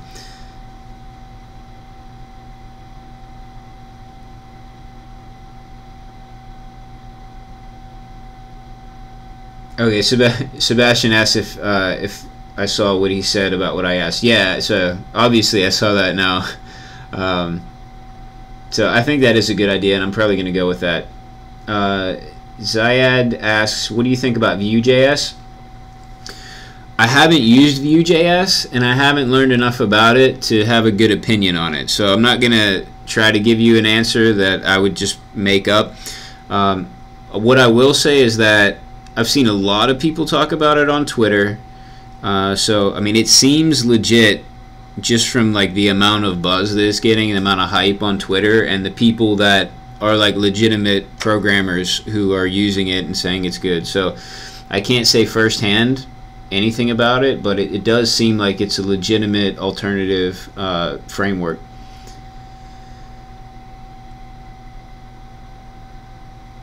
Andrew said, I started at work to make an admin dashboard in React and React Router and fell in love with it.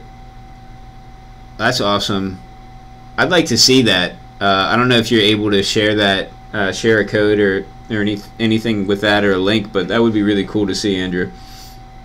John B says, I gotta head out myself too. Hope you have a good day. Have a good day, Jesse, and see you again sometime soon.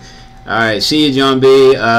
Probably already left, so I didn't read that fast enough. But in case you're still here, see you. Thanks for joining and contributing in the live chat. Really appreciate that.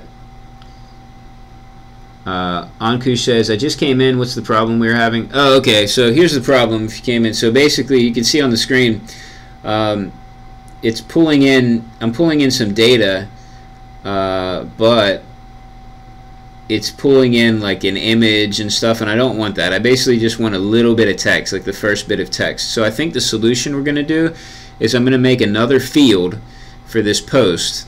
So I'll have another field probably up here or down here somewhere that's just going to be for the excerpt, right? So the content editor is going to type in just a little bit, and that's going to appear here, and then the real content will appear after you click. It'll take you to another page and show it all.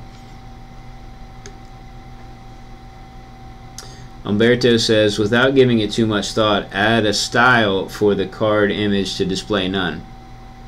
Yeah, actually, that's a really good idea. That would solve the image thing. It still wouldn't solve the problem of trying to pull like all the content, but that's a really good idea for like a simple fix.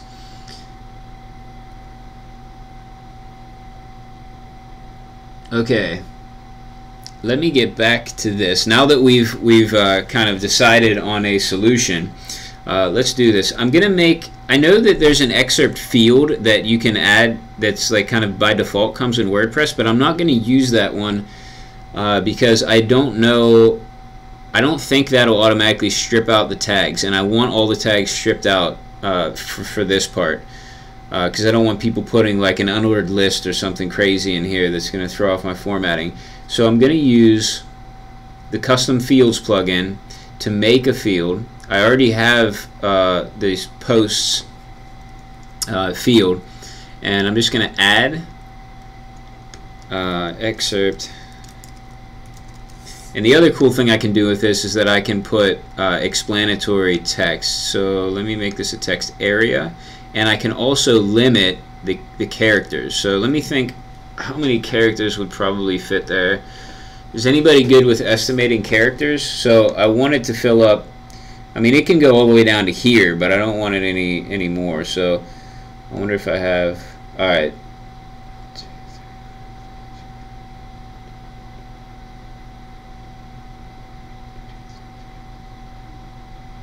Okay, so this is about 30 characters across.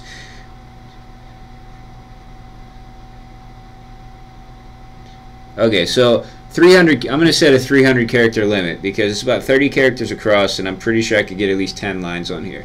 So 30 or 300 character limit. And for the formatting, I'm going to say no formatting. So it's not going to pull in any of the HTML tags. For the instructions, I'm going to say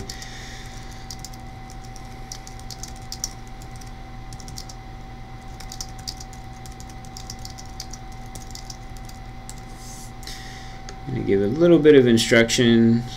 And is this going to be required? Yes, this will be required. We need this, otherwise we'll get nothing on here, and that'll be no good. So not all the posts will appear here. I'm just going to grab the newest post. So I won't actually need this for all of them, but at some point probably every post will appear here unless like more than 4 posts get added all at the same time. Alright, I'm going to double check, make sure I filled everything in. And alright, that looks good. So let's update. And I'm going to go back to posts. And I'm just going to fill in some of this data so we have something. Excerpt. And I'm going to grab some lorem ipsum text, or maybe... I used bacon ipsum yesterday or the day before. What's your favorite lorem ipsum generator? I know I've seen a generator for Samuel L. Jackson. So it's like Samuel Ipsum. We could try to use that. There's like a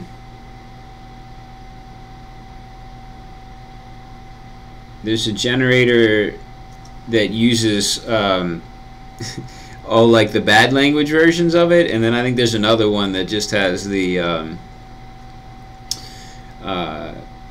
quotes that don't have bad language in it. So I think we'll use the stuff without the bad language.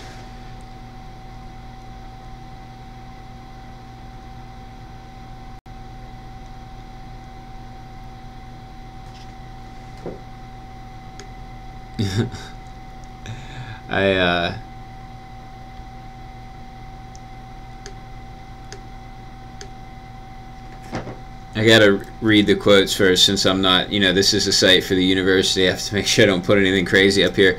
But this is a quote, I think, from the movie Unbreakable, I believe. So this should work. I do want to test out. Okay, so cool. So this did work. So we stop at 300 characters. So that will definitely work. That will give us an idea of how much the 300 characters are. So let me update this. And I need to update our code because we're grabbing the excerpt from the ACF field now. And we might end up getting an error. I'm just going to try it, but we'll probably end up getting an error because this field is not going to exist for some of the posts right now. Are we safe? Not actually safe. I just need to restart the dev server.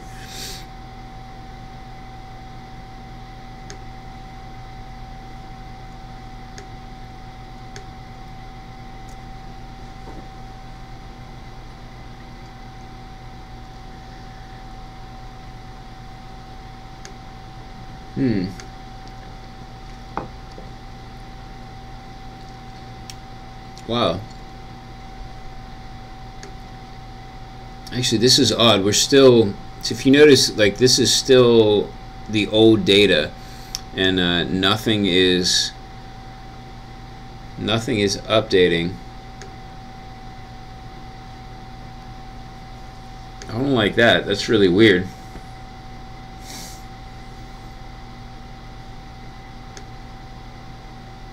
Wow, this is, so I haven't blocked this off so that it doesn't display anything. This is what the site would look like.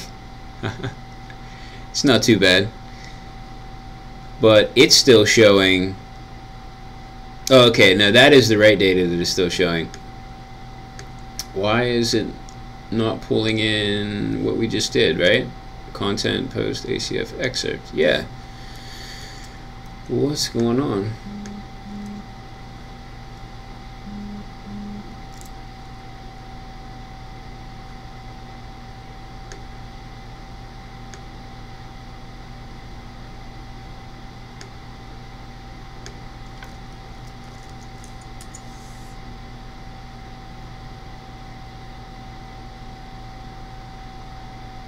That's weird.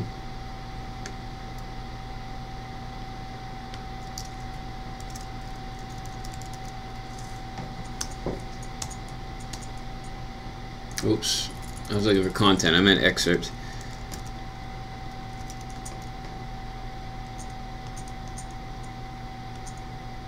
There we go. ACF. Excerpt. Alright, so it's here. We see it here.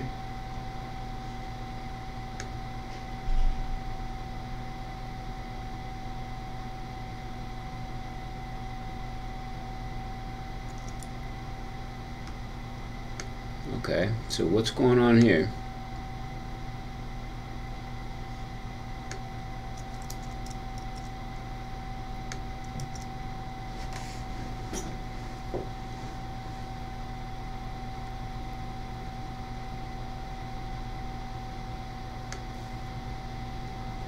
Yeah, I'm thinking maybe it is the cache. So Sebastian just said cache.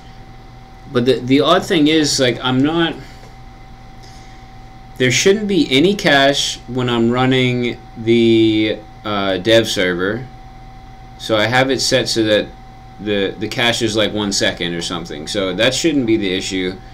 And then I haven't set up a cache for the WordPress API. And obviously, like, we're getting the new data in the API as well.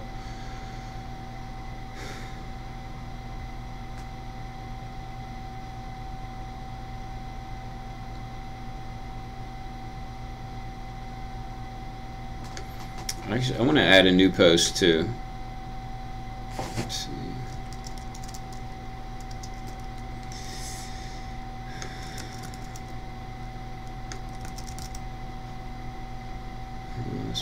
Okay.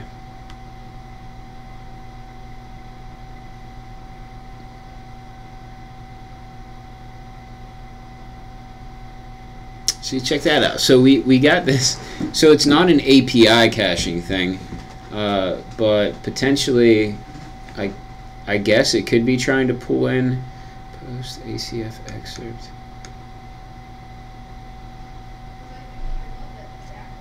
Are we caching?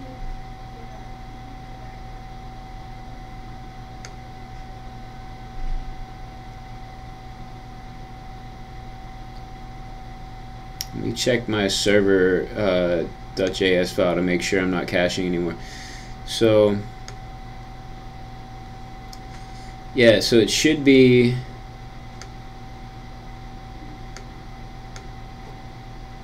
yeah, so the cache time, it looks like I've set it to 100 milliseconds.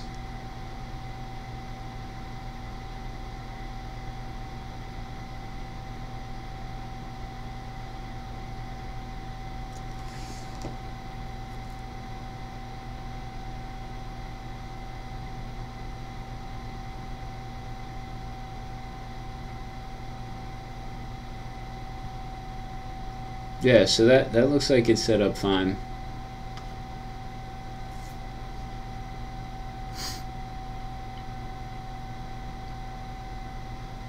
Okay, so let's open up, getting some requests to open up DevTools. Let's see, I think I have it automatically set to disable the cache if DevTools was open. So let's see if that fixed it just from being open. No, but it did freeze my dev server again. Alright, so we'll start that up again with DevTools open.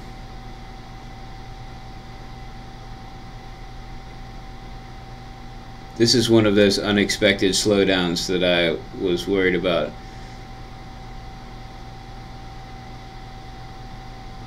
Let me make sure that I have the cache disabled.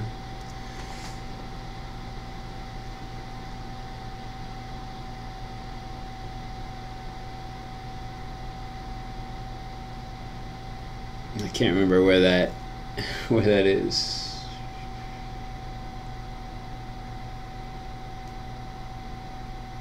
Anybody remember where that option is in DevTools?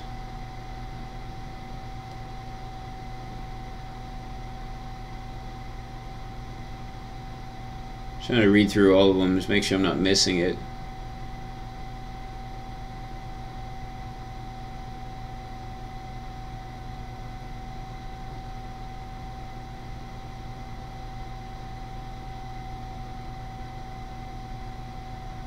Maybe it's somewhere else. Let me check. Oh, it's in the network tab. Okay. Sorry, I wasn't looking over there. Yeah, okay, cool. I did have disable cache checks. I thought I always did keep that off.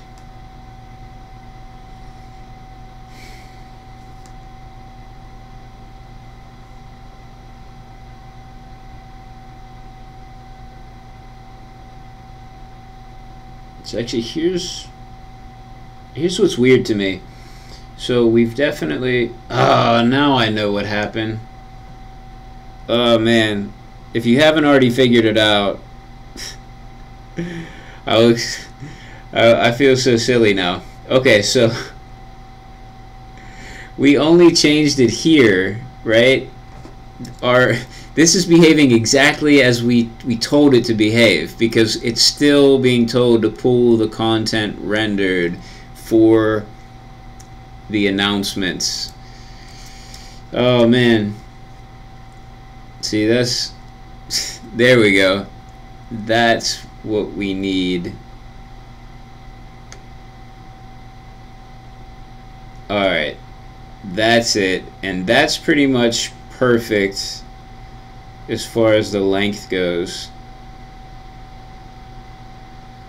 We could increase it a bit.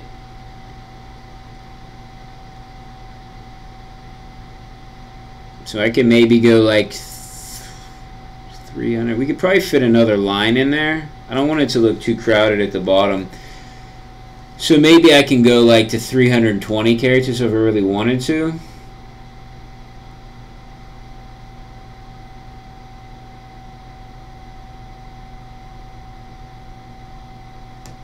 But I don't think that's a big deal. We'll see. If that's really something that's necessary, I can increase it a bit. Okay, so this works. And actually the cool thing is I wasn't getting errors. I was thinking I may get an error because that field wouldn't exist at all in ACF, but it seems like we're not getting the error. At least it's not causing it. Oh man, these things are coming from...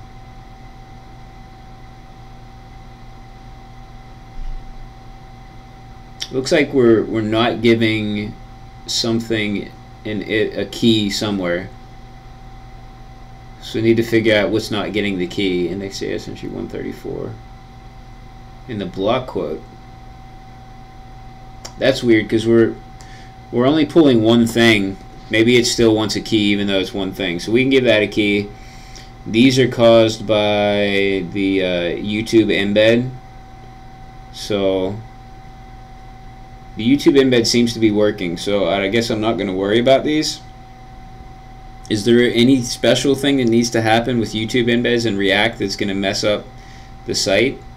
If so, and you know about it, please let me know.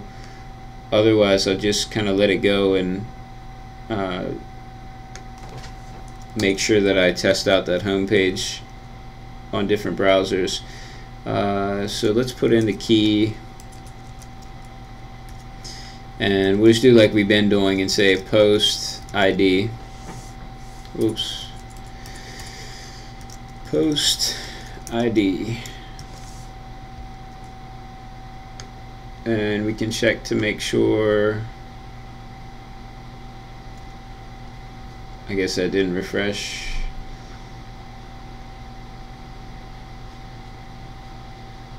Great. Okay, so we don't have that error anymore.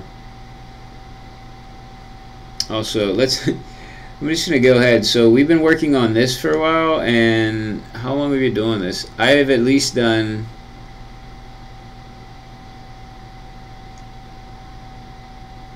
probably 4 Pomodoro sessions so far. I've been streaming for what, like 2 hours? I want to say at least 3 or 4. I'm going to say I've done 3 more sessions, so I'm going to bump that up to 6 because I have done a little bit of talking. So 3 sessions. I'm glad that I estimated it at 13 because I'll probably need most of that time. Although as we run into and figure out, some of these issues, it'll make each successive page a bit easier. But anyway, homepage just looking decent now. So this is everything that we wanted to do for the homepage. Well, with the exception of this. What the heck is going on with this?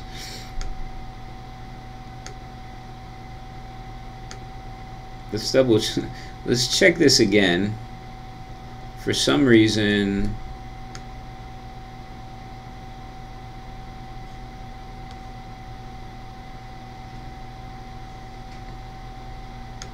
oh, you know what? Why does this say quote? Let's change this. So I think I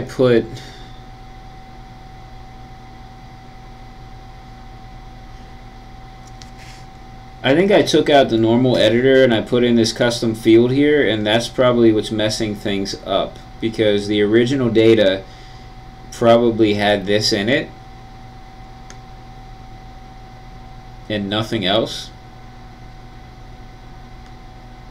Yeah, so that's why. Let's go into our custom fields and yep, home banner fields, and we had the quote in. Alright, so let's just get rid of that because I don't think we need. Yeah, we don't need that. This should work without it. Better to just simplify it if we don't need it. Now let's go back to the pages. We'll see what's going on.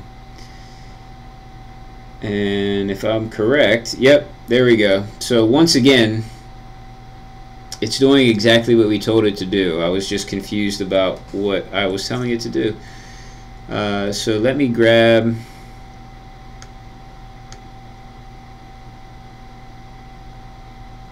Where do I have it? I still have the development server open, which does have the text that I want, so I'll grab it from there.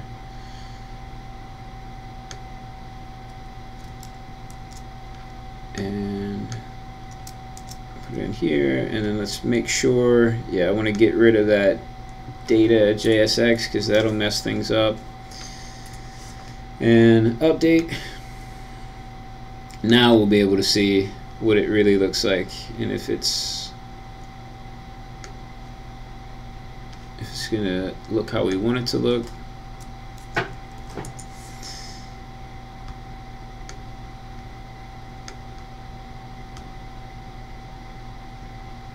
Man, this dev server is like stopping so often. It might be faster to just not have hot module reloading and manually refresh the page. Alright, cool. So this is working. This is how we wanted it to look. Awesome.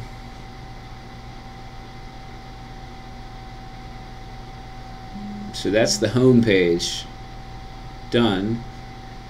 And I forgot to start up my my timer again. Oh well, let's I'm gonna commit this.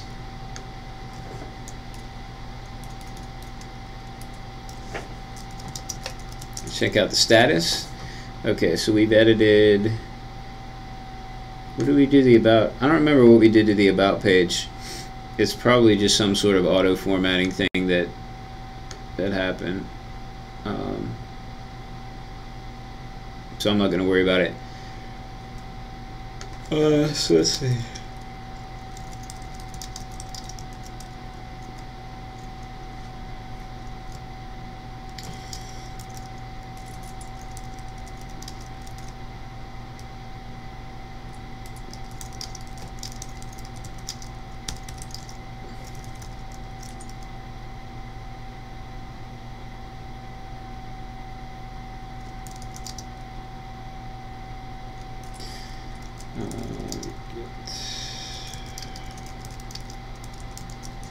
I'm gonna have to remember to push all these changes to the dev server so you all can see this. I'll try to remember to do that before I leave today. Okay, so we've got the home page getting the data that we want from the API. I'm going to check the live chat, and then I'm going to have to decide whether I want to keep working or go home. So it's after 6:30 p.m. my time, so it's definitely beyond the point at which I normally go home. I've been here since 9:30 a.m. and I worked through my lunch break. Alright, so I'm going to scroll up a bit so I can see what I missed.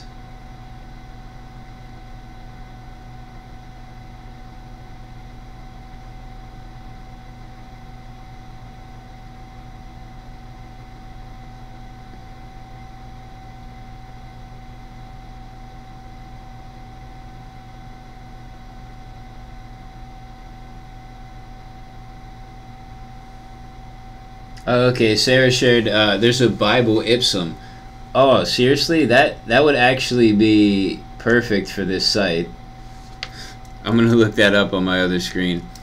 That would be way more appropriate than Samuel L. Jackson Ipsum for this site. Like, I wouldn't mind it for like a side project, but oh, really cool. Awesome.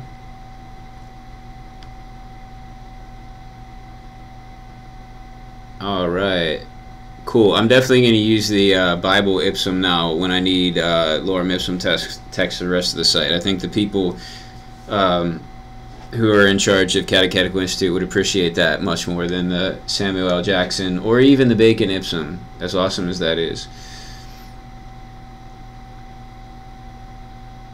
Okay, it looks like some of you were asking about like to see things in DevTools and stuff, but I think that was in reference to the problem we were having and sorted that all out, and it was basically just my fault in not changing what I needed to change. So Bird Person asked, and this was maybe 20 minutes ago, so sorry for getting back to you a little later, but Bird Person asked, Jesse, can you advise starting point to study React, what to read, watch, thanks. So my advice would be to watch, just to get an idea of like the whole philosophy behind React. There's some videos you can watch from like the React Conf, like Facebook's React conference. What do they call? Is it just called React Conf? I can't remember now. But if you check out the React, like the Facebook developers YouTube or something, I can't remember what it is now, what the YouTube channel is for sure, but check out like some of the keynote addresses where they explain the reasoning behind it. That's kind of cool. You don't need to know that to know React, but it's kind of cool to get in the mindset of like why even make another framework, you know, what's this for? So that's kind of cool. Some of the talks will be like way over your head. Some of the talks are still over my head.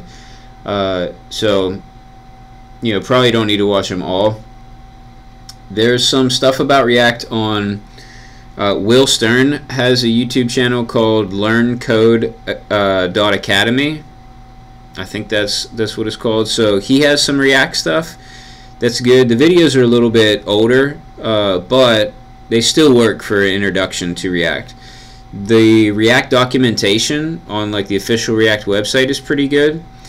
Codecademy has like an in-browser React tutorial that you can go through that's kind of nice because you don't need to know how to set up any development environments. So that will be helpful. And I'm trying to think what else. freeCodeCamp. I haven't checked out the React section in a while. I'm not sure that the React section is actually finished for like the official courses right now, the official challenges, but the beta version of the challenges I think has more React stuff in it. I haven't checked that in a while, so I can't say for sure. So those resources are what I would probably check out. I think you could probably get some idea of what's going on in React from some of my past streams, but my streams aren't exactly like a tutorial. So that might be useful, like if you were working on something else and just wanted to play it in the background and just like watch when something was happening that was useful. It might be helpful to you. Otherwise, like, it wouldn't be really efficient to try to watch my streams to actually learn anything, because there's so much other stuff going on that it's not focused enough. So you will probably learn stuff, but it'll be all over the place most of the time, and the streams are can be really long. So anyway, I hope at least some of those resources are helpful to you. And I recommend starting out with something like Next.js or Create React App, just to help you get started building something. Also too, if you have money to spend on trying to learn React, Udacity has a good React course they just started, and I'm taking the course right now, and I've been impressed with it so far. But the course is $500, so like in US dollars, it's $500. So not sure, how much you want to spend on React, but that course has been good so far for me.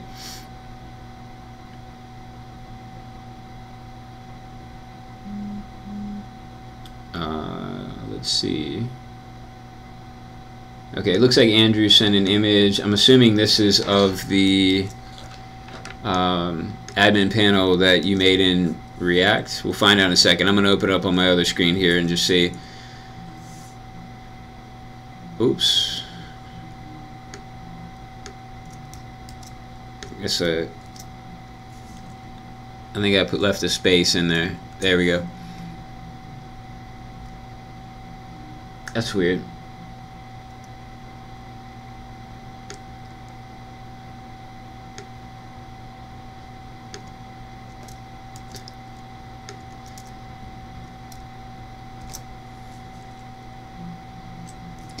So anyway, Andrew, I tried to check out that image, and it's giving me the error page for Imager. So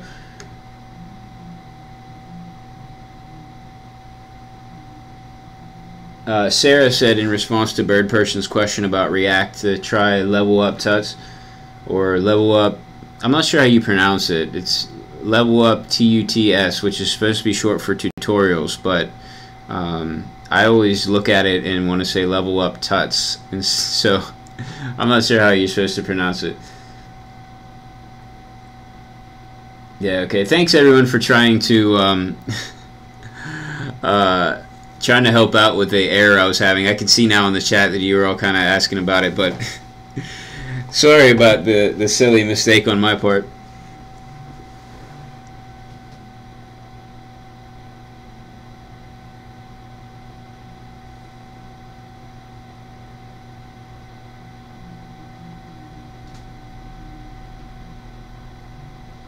Oh, okay, so Patrick had a link that looks like it's going to be useful. So I'm going to open this on my other screen real quick, and if maybe I'll pull it over onto my main screen.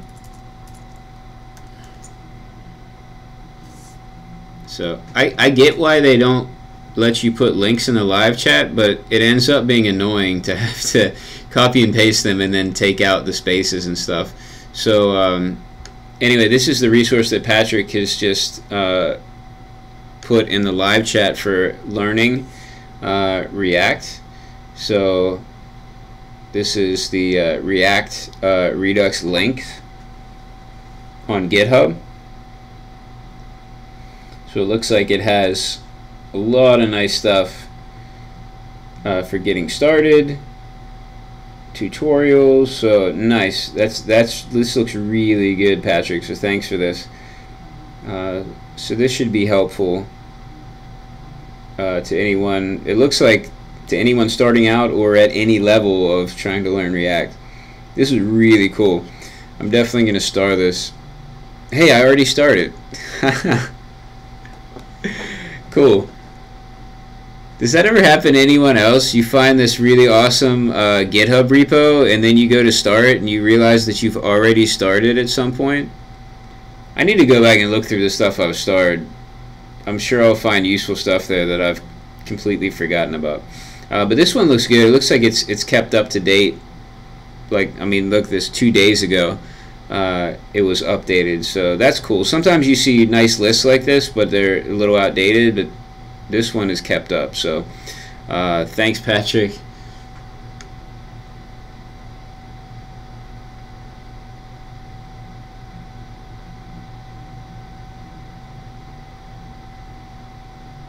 Okay, Sarah also says, for in terms of React courses, also, if you don't mind paying, try westboss.com. So yeah, I've never taken any courses from there. I've seen maybe on Twitter. I don't remember where I've seen it. Maybe an advertisement or something for that. So, but I can't really say personally anything about it because I haven't taken any courses.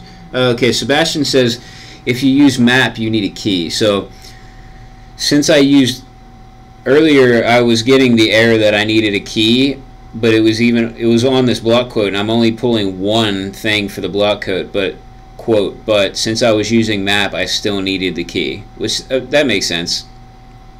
I don't mind putting the key on there. That'll help me get used to putting the key in there all the time, which I frequently forget to do. So maybe if I make myself do it enough times, I'll remember it.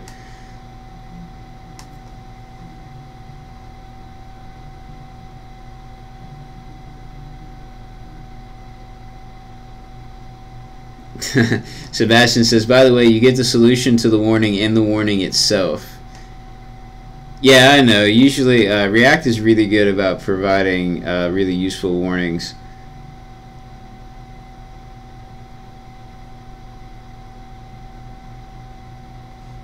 I actually want to check that out now and read this. Frame border.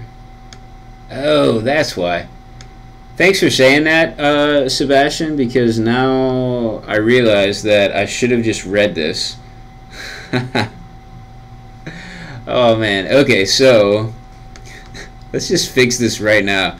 I feel so silly right now that I didn't just take 3 seconds to actually read that warning. So basically, in React, it wants me to camel case this.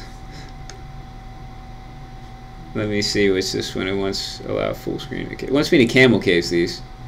I'd gotten lazy with this stuff because I have a npm module that actually lets me use like class instead of class name and things like that, but I guess it doesn't convert stuff like this.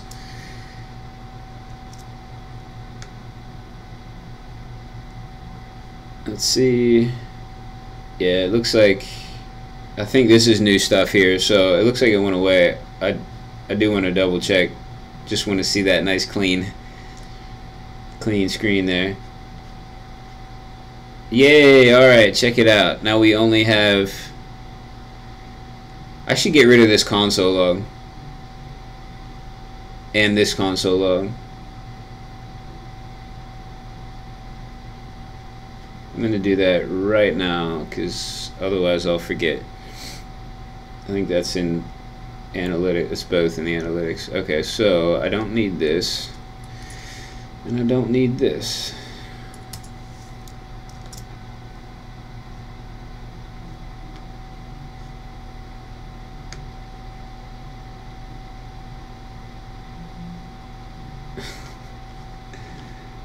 That, now, were those the errors?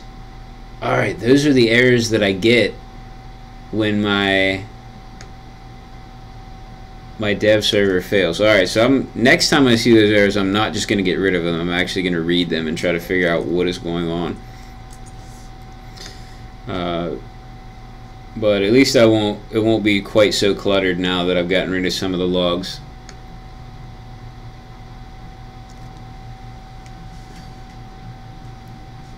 Okay, Patrick says +1 for Westboss. He's awesome. Okay, so maybe that resource is, we got 2 people in the live chat now recommending that resource, so maybe I'll have to check it out. I don't have time to take on another course right now since I'm already doing one. Well, I'm already doing freeCodeCamp and Udacity on top of my other work and taking care of all my kids. So maybe when I finish up with one of the things, then I can do check out WestBoss. How's the pricing on that? Is it like really expensive, or compared to a lot of other courses?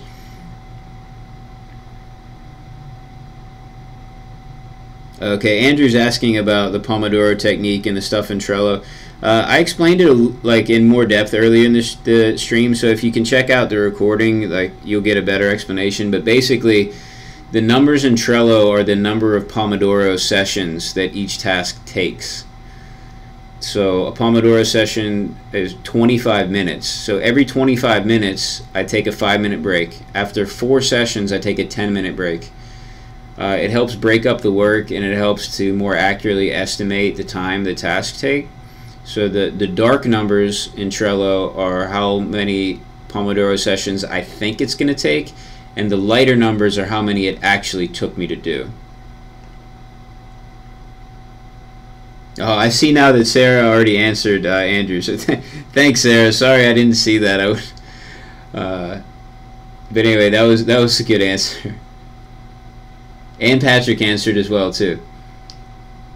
Man10 asks, what software are you using for your dev server? Basically, it's just like, it's Webpack, but I don't have to customize it myself because Next.js is automatically running it. So that's part of the reason why I haven't even dug into the issue, because I didn't even set it up myself. So I know, like, I'm gonna have to learn how it was set up before I can even try to fix it. So, but basically, it is Webpack. Oh, Sebastian says, I think you have some more posts with data-JSX. I think you're right, too, because I was copy and pasting earlier in the day and I didn't remove that, so I'm going to have to go back and double-check everything.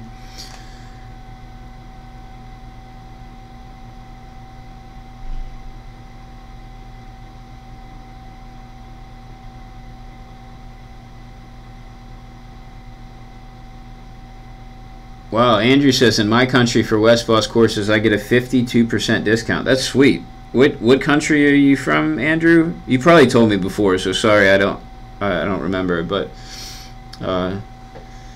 we'll see. If that 52% is a big discount, it might be worth moving for. I'm just joking. It probably wouldn't be, but maybe if you're going to take enough courses.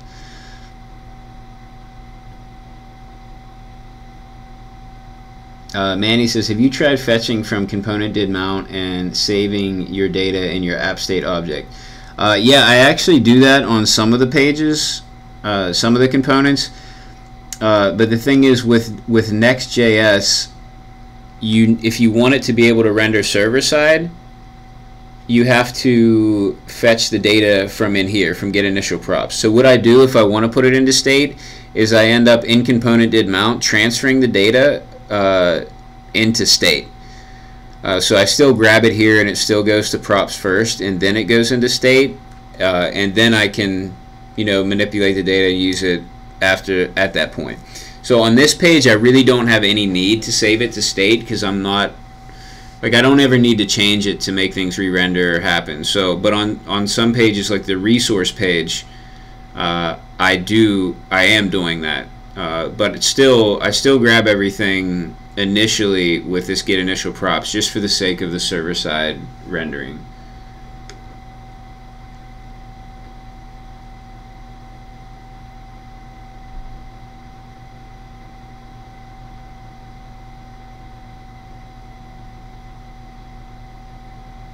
Okay, Manny says Udemy's Modern React and Redux is very awesome for starting out. A very awesome course. So, Bird Person says, thank you, Jesse, for the advice. You're welcome. I hope some of it is helpful to you. And make sure, like, if you can come back to some other live chats and let us know, like, how it's going and what resources you found helpful, I think that would be awesome. It'd be helpful for me, and I'm sure it'd probably be helpful for some other people that are watching. Manny says, learn a lot from you. Awesome. I'm glad. I'm glad that I could be helpful. A lot of times I feel like I'm not really being helpful to you all. You are teaching me a lot. So it's nice when sometimes I'm doing the teaching a little bit. Alright, so Andrew posted the link again. Yeah, maybe I thought I got rid of all the spaces. Let me try it again.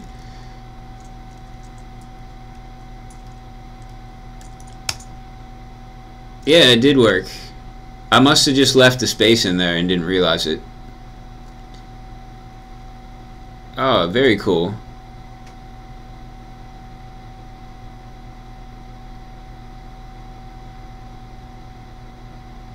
That's really cool, Andrew. I'm checking it out on my other screen. I don't know if you want me to show it to everybody in the live stream or not, so that's why I opened it on the other stream, or the other screen. That's really cool. I like that.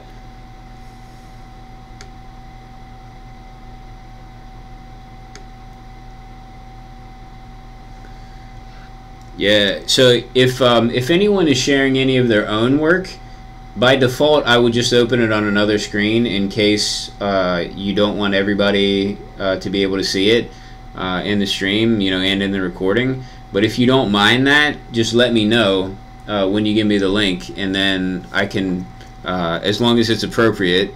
Nobody's ever tried to share anything inappropriate, but as long as it's appropriate, I'll put it up there. That's also another reason why I open it on a separate screen, just on the off chance that someone would happen to post something inappropriate. Actually, that link, let me see if I gotta log in. The Heroku link it's not working for me. It's saying access denied for me.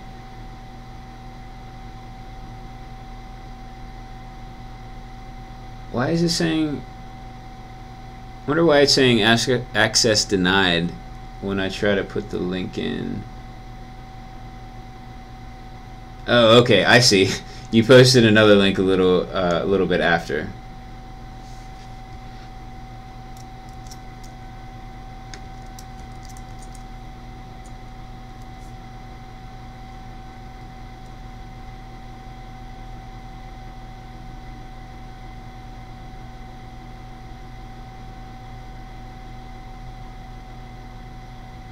Okay, Sarah says 72 and 98. So I assume that's in response to my question about the pricing for WestBoss.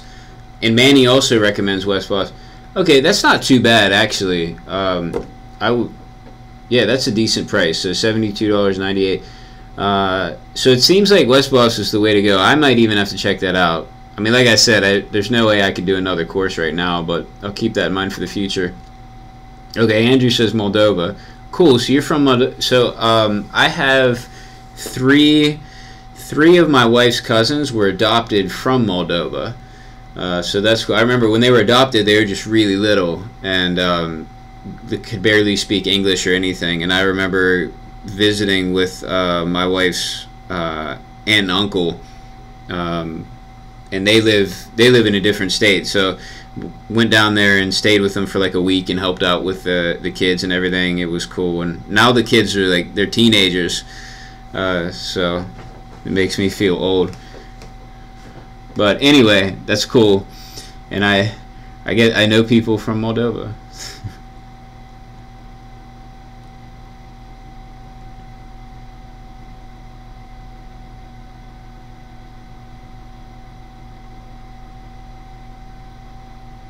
Okay, Rishab, I'm not sure how to pronounce that, so sorry. But Rishab asks, hey, I just came to this live video. I want to know how we can link Mongo with React. I want to know that too, actually. So in this video, I'm actually linking WordPress with React through the WordPress API. So I'm not dealing with a database directly. There's like the WordPress API is sitting between the database, and it's a different kind. So I mean, WordPress uses a SQL database, which is definitely different than Mongo. So at some point, it's likely that I will do something that uses a Mongo database with React. but I can't guarantee when that project will happen. So I can't answer your question right now, unfortunately. But I hope that in the future I can do more streams with Mongo and React. Okay, see you later, Manny. Manny's got to head out. Thanks for watching and all your contributing in the live chat.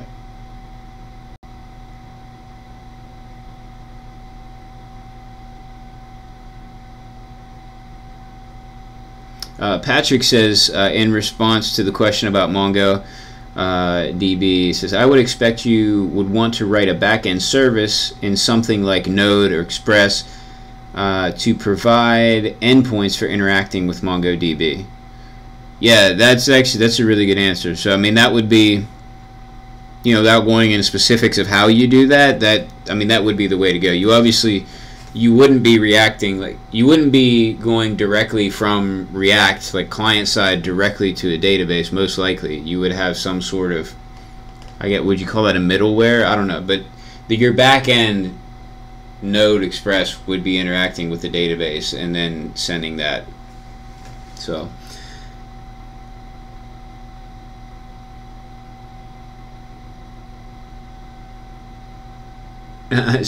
Sebastian says, sorry about the language change. So Sebastian just started talking in another language in the live chat, or typing in another language. Bird Person says, thank you very much, Jesse. I was glad I spent this time with FCC campers. Jordan says, shouldn't you be going home, Jesse? Yeah, I should. I was just thinking the same thing. So anyway, you're welcome, Bird Person. So yeah, I'm glad you spent time with us as well. So yeah, anyway, I think I am going to wrap it up because it's 7 and I need to go home and put my kids to sleep. So yeah, so I kind of hoped to get a little bit more done, but unfortunately I did have some silly issues that came up and were entirely just my fault for not paying attention more closely to my code. So I need to commit those last couple changes we made to get rid of the errors, and that's about it. I'm going to commit that. I'm going to push everything up to the dev server, and I might check the dev server to make sure it quits just shutting down, and then that way at least it'll be open to anyone who wants to see it. And then I'll be here tomorrow morning and I'll do some more work, and I'll see you all tomorrow. I'm pretty sure that I can do a stream at the normal time tomorrow. I have a meeting with a potential client at 5 p.m. so it won't be a super long stream, but I could probably do like an hour and a half stream and still have enough time to make it to the meeting. So anyway, it was cool. I'm glad I got to do this and got to see some different people, probably because of the different time that I streamed at. So tomorrow it'll be at the normal time, most likely 2 p.m. Eastern time. Thank you so much, everyone, for watching and for helping out in the live chat. It was really awesome and really cool just working on this project. You all have been like kind of with this project for the whole time, pretty much from the beginning. So this is very much like, I think, our project together, and it's really cool. So I can't wait to like be done with it and move on, but then have this entire project from start to finish, like all live streamed. I think that's gonna be really cool. So anyway, good night, everybody. At least in my time zone, good night, and have a great night. I'll see y'all tomorrow.